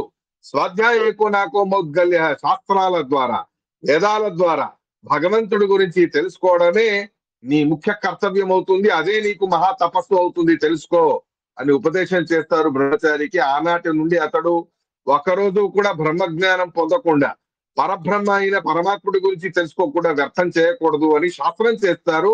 ఆనాటి ఆ వేద మంత్రాల ద్వారా గురువులు, ఆచార్యులు, విద్వాంసులు మొదలైనటువంటి వాళ్ళందరూ కూడా ఆనాటి నుండే మహాపీఠాధిపతులైనటువంటి వారు, ఉత్తరాది మఠాధీశులు లాంటి వారి మహానుభావుల మడి ఎలా ఉందో అనేది మీకు అందరికీ తెలిసిందేగా. అలాంటి ఉత్తరాది మఠాధీశుడు వారి మడి భయంకరమైన మడి, కల్మడి అని అంటారు. ఒక్క రాయికి సంబంధం ఉండి మడి ఉంటుంది. దాన్ని నేను ఎక్కువ విస్తారం చేయను, మీకు అందరికీ తెలిసినదే. అలాంటి మహాపీఠాధిపతులు అధికారంలో ఉన్న వాళ్ళు కూడా ఏ వటువు బ్రహ్మచారి ఉపనయనమైన రోజు నుండి మడితో వంట వండితే ఆ అన్నాన్ని స్వీకరిస్తారు మహాపీఠాధిపతులు. మనం వండింది స్వీకరించారండి. గృహస్థులమయ్యాము, వివాహం చేసుకున్నాము, ఇత్యాదులన్నీ కారణాలు ఉన్నాయి, అవన్నీ విస్తారు. మొత్తానికి విద్వాంసులైనటువంటి వాళ్ళు కూడా ప్రౌఢ వివాహం చేసుకోవడానికి ముందు బ్రహ్మచారిగా ఉన్నప్పుడు అటువంటి పీఠాధిపతులకి వంట వండే అధికారం అనేది కూడా ఆనాటి నుండే ఉంటుంది. బ్రహ్మచారియా, మడితో వంట వండుతావా? అయితే మడితో వంట వండుతా ఉంటే నేను అన్నం తింటాను అని పీఠాధిపతులు కూడా బ్రహ్మచారి వండిన వంటని స్వీకరిస్తారండి. మళ్ళీ ఆడవాళ్ళు వండింది, మగవాళ్ళు మడితో వండింది, మనం ప్రౌఢ వివాహాలు చేసుకున్న గృహస్థులం, మడితో వండింది ఏది స్వామివారికి పనికిరాదు. కానీ బ్రహ్మచారిగా ఉన్నవాడు వండితే అది పనికొస్తుంది. ఇక్కడే అర్థమవుతుంది ఆ బ్రహ్మచారి ఆశ్రమం ఎంత గొప్పదో, ఉపనయనానికి ఎంతటి మహత్వం ఉన్నదో అని. పీఠాధిపతులు మూల రామచంద్ర స్వామి వారిని, దిగ్విజయ రామచంద్ర స్వామి వారిని, వ్యాసముష్టికలని నిరంతరం పూజించే మన స్వామివారు కూడా ఒక వటువు మడితో, స్వామివారి మడికి తగ్గట్టు మడితో వంట వండితే బ్రహ్మచారి అయిన వాడు ఆ ఆహారాన్ని స్వీకరిస్తారు. అది బ్రహ్మచారిగా ఉండేటటువంటి వాడి యొక్క మహత్వం అనేది మనం తెలుసుకోవాలి. ఇలా ఒకటి కాదు, రెండు కాదు, ఎంత అద్భుతంగా ఒక టర్నింగ్ పాయింట్ అంటారే, ఒక టర్నింగ్ పాయింట్ లాంటిది ఉపనయనం అనేటటువంటిది మన జీవితంలోని అన్ని సంస్కారాల కంటేనూ కూడా దానికంటే గొప్పది మరొకటి లేదు అనేది తెలుసుకోండి. ఇటువంటి బ్రహ్మచారి ఎదురుగానే నచికేత, కఠోపనిషత్తులో వింటారుగా, ఇదే బ్రహ్మచారి, వివాహం అవ్వలేదు ఇంకా నచికేతుడికి, బ్రహ్మచారి వటు. అలా వటు అయిన వాడు యమధర్మరాజు గారి ఇంటికి వెళ్తే అదంతా ఉందిగా కఠోపనిషత్తులో విస్తారంగా. ఆయన ఊర్లో లేరు, ఏదో పని మీద వేరే లోకానికి వెళ్లారు. యమధర్మరాజు గారి భార్య శ్యామల పాపం ఆతిథ్య సత్కారం చేయాలి అని అనుకున్నారు. కానీ భర్త లేకుండా నేను ఇంటికి రాలేనమ్మా, నేను బ్రహ్మచారిని, కాబట్టి ఆయన కోసం బయటే కాచుకొని ఉంటాను అని చెబుతాడు నచికేత. అలాంటి నచికేత 3 రోజులు ఉపవాసంగా ఉంటూ యమధర్మరాజు గారి కోసం కాచుకొని ఉంటే, మూడో రోజు వచ్చినటువంటి యమధర్మరాజు శ్యామల గారు చెప్పిన ప్రకారంగా వెంటనే వెళ్ళి, బ్రహ్మచారి అయిన వాడు నచికేత, జ్ఞానాన్ని ఉపదేశం చేసింది యమధర్మరాజే. కానీ వచ్చినటువంటి బ్రాహ్మణుడు అని చెప్పి, వచ్చినటువంటి వటువు అని చెప్పి, యమధర్మరాజు లాంటి యమధర్మరాజు గారు కూడా ఆ వటువుకి పాద పూజలు చేస్తారు. ఆ బ్రహ్మచారికి పాద పూజలు చేస్తారు. ఇలా ఎంత పెద్ద దేవత యమధర్మరాజు అంటే, అంత పెద్ద దేవత కూడా బ్రహ్మచారికి పాద పూజలు చేసిన ఘట్టం మనం ఉపనిషత్తుల్లో చూస్తాం. అది ఉపనయనానికి ఉండేటటువంటి మహత్వం. వామనుడి కథ అయితే మీకు అందరికీ తెలిసినదే. పెద్ద చక్రవర్తి బలి, సమగ్రమైన విశ్వాన్ని గెలిచిన అయినా కూడా వామన రూపి పరమాత్ముడు వస్తే స్వతహా తనే లేచి వెళ్లి మరీ ఆ వామనుడికి పాద పూజ చేశాడు. ఎంత వయస్సు వామనుడికి? 5 సంవత్సరాల వయస్సు. బలి చక్రవర్తికి ఎన్నో లక్షల సంవత్సరాల వయస్సు ఉంది. ఆనాటి యుగం వాడు, ఆనాటి యుగానికి తగ్గట్టే చాలా పెద్దవాడు. అలాంటి చాలా పెద్దవాడైన బలి చక్రవర్తి కూడా 5 సంవత్సరాల వటువుకి పాద పూజ చేశాడు అంటే అది బ్రహ్మచారి ఆశ్రమానికి ఉండే మహత్వం, ఉపనయనానికి ఉండే మహత్వం. ఉపనయనం అయింది అంటే చక్రవర్తుల చేతలు కూడా పాద పూజలు చేయించుకునే అధికారం అనేది ఆ వటువుకి లభిస్తుంది అనేది కూడా తెలుసుకోండి. అంతటి ప్రాముఖ్యత ఉపనయనానికి ఉంది అనేది మనం అర్థం చేసుకోవాలి. కేవలం ఇంత గొప్ప ఉపనయన సంస్కారాన్ని పొందడం కాదు, దానికి తగ్గట్టే మన నడవడిక అనేది కూడా ఉండాలి అనేది కూడా గమనించవలసిన విషయం. మనకొక పెద్ద బాధ్యత వచ్చి ఉంటుంది. ఆనాటి నుండి ఉపనయనమైన రోజు నుండే ఎవరికైనా సరే భగవత్ తత్వాన్ని ఉపదేశం చేసే అధికారం అనేది మనకు వస్తుంది. బ్రహ్మచారికి దానం చేసే అధికారం లేదు. చాలా మంది తల్లిదండ్రులు తమ పిల్లల చేత దానాలు చేస్తూ ఉంటారు. అలా బ్రహ్మచారులకు దానం చేసే అధికారం లేదు, కానీ విద్యోపదేశం చేసే అధికారం ఉంది. గృహస్థులకి వాయుస్థుతి పారాయణం చేయించడం లేదా సుమధ్విజయాన్ని చెప్పడం, చిన్నపిల్లాడైన 8 సంవత్సరాల బాలకుడికి విశ్వసహస్రనామం వచ్చిన వాయుస్థుతి వచ్చిన గురుస్థానంలో కూర్చొని ఎదురుగా ఉండే పెద్ద పెద్ద వృద్ధులైన గృహస్థులకి కూడా ఉపదేశం చేసే అధికారం అనేది ఉపనయనం రోజు నుండి లభిస్తుంది ఆ వటువుకి. దానికి తగ్గట్టే వాడు నడుచుకోవాలి కూడా, అలాగే ఉండాలి కూడా. ఏదో ఉపనయనం అయింది అన్న మాత్రాన ఏదో అయిందండి అని కాదు, అదో పెద్ద బాధ్యత నెత్తి మీద మనకు పెట్టినట్టు. కాబట్టే ముందే ఆ ఉపనయన సంస్కారంతో చాలా పెద్ద బాధ్యత నీ నెత్తి మీద ఉంది, వేరే ఏ బాధ్యతలు తల మీద పెట్టుకోకు అని చెప్పి మొత్తం క్షౌరం చేయించేసేస్తారు. తల మీద ఒక్క వెంట్రుక కూడా ఉండకుండా పెట్టేస్తారు. ఎందుకు అంటే సమగ్రమైన గుండ్రంగా ఉంటుంది. కొబ్బరి బట్ల అని అంటారు. అటు అయిన వాడికి గుండ్రంగా శిఖ పెడతాం. గుండ్రంగా శిఖ పెడతామంటే గుండ్రంగా ఉండేది ఏమిటండి? అది భూమండలం గుండ్రంగా ఉంటుంది. భూమండలం గుండ్రంగా ఉంటుంది అంటే సమగ్రమైన భూమండలం యొక్క బాధ్యత నీ నెత్తి మీద ఉంది అనేది గుర్తు పెట్టుకో. నేనేం చెయ్యాలండి? రాజుని కాదు కదా, రాజు కంటే ఎక్కువ నీ బాధ్యత ఉంది. ఏంటి ఆ బాధ్యత? 10 మందికి పరబ్రహ్మ జ్ఞానాన్ని ఇవ్వు. 10 మందికి పరబ్రహ్మ జ్ఞానాన్ని ఉపదేశం చెయ్యి. వాళ్ళకి ధార్మికులుగా ఉండేట్టు చెయ్యి. భగవద్భక్తిని ఉపదేశం చెయ్యి. ఇదే నీకు పెద్ద బాధ్యత అని సూచన చేయడానికే ఆ కొబ్బరి బట్ల అంటారే, మనం ఆ కొబ్బరి లాగా గుండ్రంగా పెడతారు శిఖ పిల్లవాడికి. అది పెంచుకుంటాం పెంచుకుంటాం, అది పెరుగుతుంది సరి. కానీ ఆ పెట్టడం అనే దానికి సీక్వెన్సే, ఆ సిగ్నిఫికెన్సే అలా ఉంది. సమగ్రమైన గుండ్రంగా ఉండే బ్రహ్మాండం ఎవరైనా సరే యోగ్యులైన వాళ్ళు ఉన్నారు అంటే వారు నీకోసం జ్ఞానం కావాలి అని అడిగితే, నిన్ను జ్ఞానం కావాలని అడిగితే వాళ్ళ యోగ్యతను చూసుకుని జ్ఞానాన్ని ఉపదేశం చేసే అధికారం ఇవాటి నుండి నీకు వచ్చింది అని తెలియజేసేటటువంటిదే ఉపనయన సంస్కారం. చేతిలో దండాన్ని పట్టుకొని ఉంటాడు. చేతిలో దండం పట్టుకొని ఉంటాడు. ఎందుకు ఆ దండం పట్టుకొని ఉండాలి అంటే, ఆ దండం ధరించడంలో ఒక ముఖ్యమైనటువంటి ఉద్దేశం వారికి ఉంది. ఇంద్రియ నిగ్రహం చేసుకో అని చెప్పడానికేనే దండధారణ అనేది చేయిస్తారు వటువు చేత.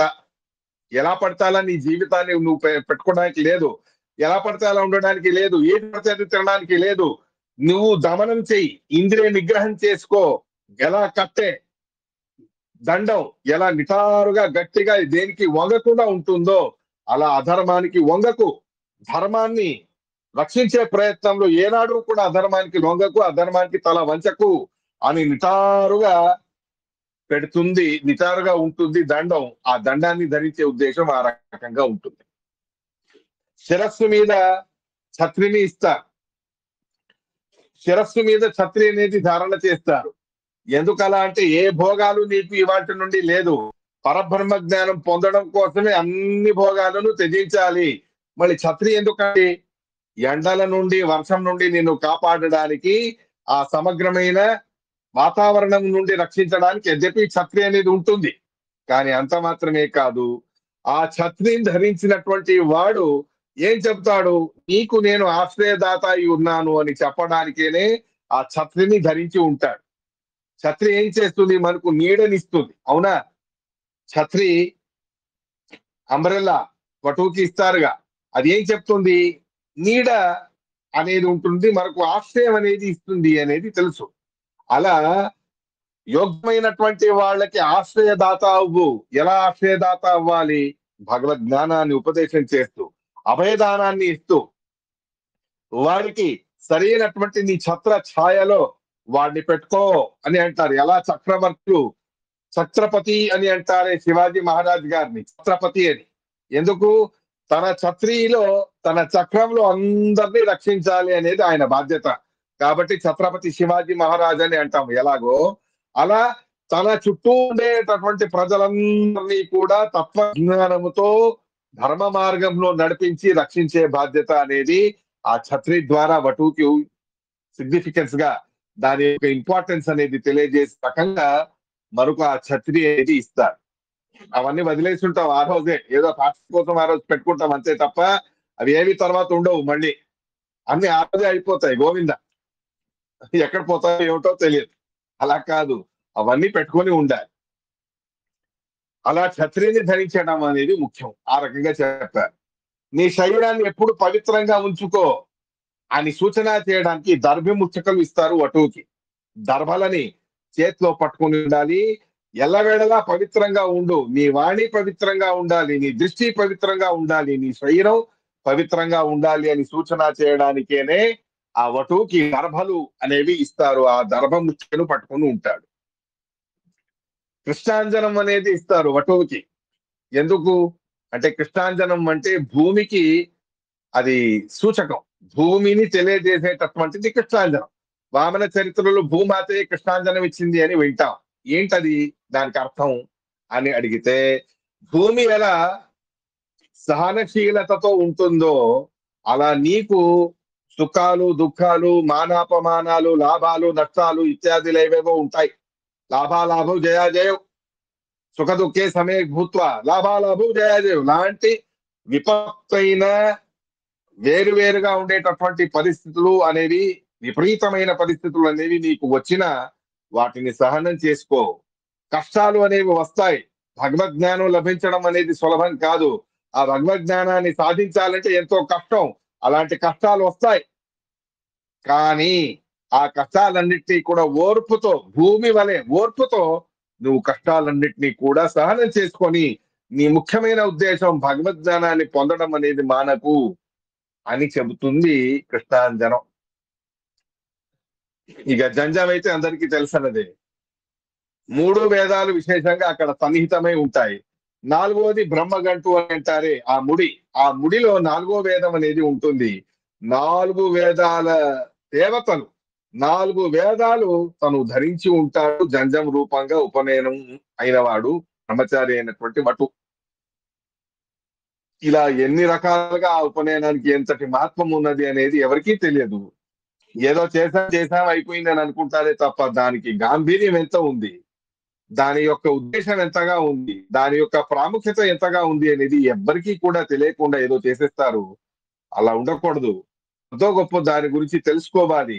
అది మన జీవితంలో చాలా ముఖ్యమైనది.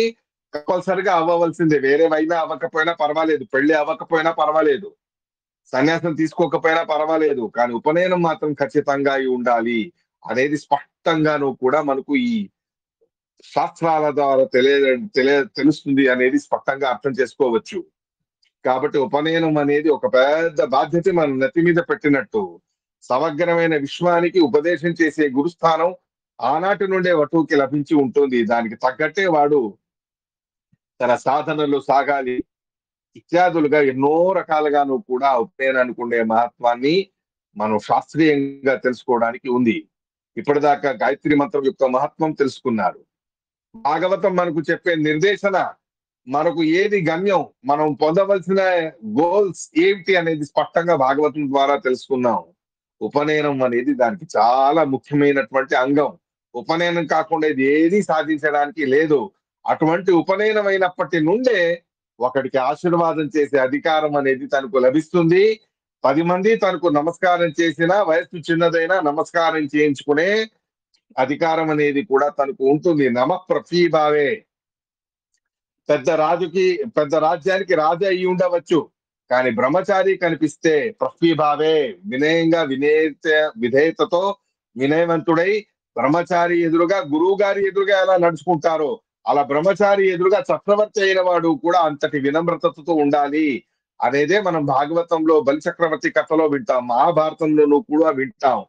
అలాంటి సప్తద్వీపాధిపతి అయిన పరీక్షిత మహారాజు, అలాంటి సప్తద్వీపాధిపతి అయిన ఎంతో మంది రాజులు, చక్రవర్తులు మొదలైన వాళ్ళు, అలాంటి వాళ్ళందరూ కూడా బ్రహ్మచారులకు ఎంతగా గౌరవించారో వారు ఇచ్చిన శాపాలు కూడా స్వీకరించారు. ఇత్యాదులన్నీ పురాణాలలో ప్రసిద్ధంగా ఉంది.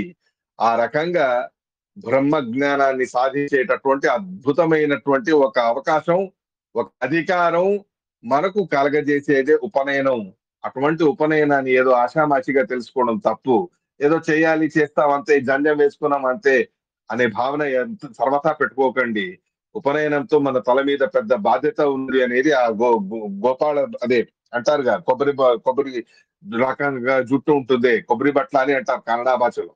ఆ జుట్టు అనేది ఏదో అలా ఉంటుంది అని అనుకోకండి. అదేదో అలా చేయాలి అని ఏం కాదు. అది చెప్పాగా, భూమండలం యొక్క బాధ్యత నీ నెత్తి మీద ఉంది నాయన అని తెలియజేయడానికి. అది గురువు గారికి ఎలా శిష్యుడి ఉద్ధారం అనేది బాధ్యతగా ఉంటుందో, ఆ ఉపనయనమైన బటుకి ఆనాటి నుండి సమాజాన్ని ఉద్ధరించే బాధ్యత అనేది వస్తుంది అనేది కూడా చెబుతుంది. ఇలా ఎన్నో రకాలుగాను కూడా ఉపనయనానికి ఉండే మహత్వాన్ని మనం శాస్త్రీయంగా తెలుసుకోవచ్చు. ఉన్న దాంట్లో ఎంతైతే అంత అధికంగా మనం ఇవాళ చెప్పుకున్నాం. చాలా మందికి విషయాలు అర్థమై ఉండవచ్చు.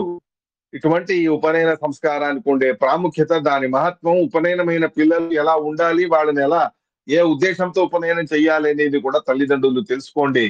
ఉపనయనం అయిన తర్వాత మళ్ళీ స్కూల్ కి పంపించడం కాదు, స్వాధ్యాయన్మ ప్రమద, ఒక్కరోజు కూడా పరబ్రహ్మ జ్ఞానాన్ని పొందకుండా వ్యర్థం చేయకు అని చెబుతుంది ఉపనిషత్తు. అలాంటిది ఒక్కరోజు కూడా అన్నం తినకపోయినా పర్వాలేదు, స్కూల్ కి వెళ్ళకపోయినా పర్వాలేదు, కనీసం ఒక్క అంశైనా భగవంతుడి గురించి తెలుసుకునే ప్రయత్నం మాత్రం ఆ వటు బ్రహ్మచారి అయిన వాడు చేయాలి. ఒక మంత్రమైనా వాడు తెలుసుకోవడానికి, చెప్పడానికి, నేర్చుకోవడానికి ప్రయత్నం అనేది చేయాలి. ఆ రకంగా తల్లిదండ్రులు కూడా ఆ బాధ్యతని తీసుకోండి. చిన్నపిల్లలు ఉంటారు, వాళ్ళకి అంతగా వివేకం ఉండదు, వయస్సు చిన్నది, కానీ దాని మహత్వం ఏమిటో అనేది మీరు తెలుసుకున్నారుగా పెద్దవాళ్ళైన వాళ్ళు. దానికి తగ్గట్టే మీ పిల్లలకి కౌమారాచరేతి ప్రాజ్ఞ, బాల్యావస్థ నుండి ఆ రకంగా ట్రైనింగ్ ఇస్తే, ఆ రకమైన జీవన శైలిని నేర్పిస్తే సహజంగానే తను పెరిగి పెద్దవాడై తను సాధించవలసిన ఏ భగవత్ ప్రాప్తి అనేది ఉందో దాన్ని సాధించగలడు అని చెబుతూ ఇవాల్టి ఉపనయన సంస్కారానికి ఉండే మహత్వాన్ని యథామతిగా సంక్షిప్తంగా అల్పంగా చెప్పి ఉన్నాను.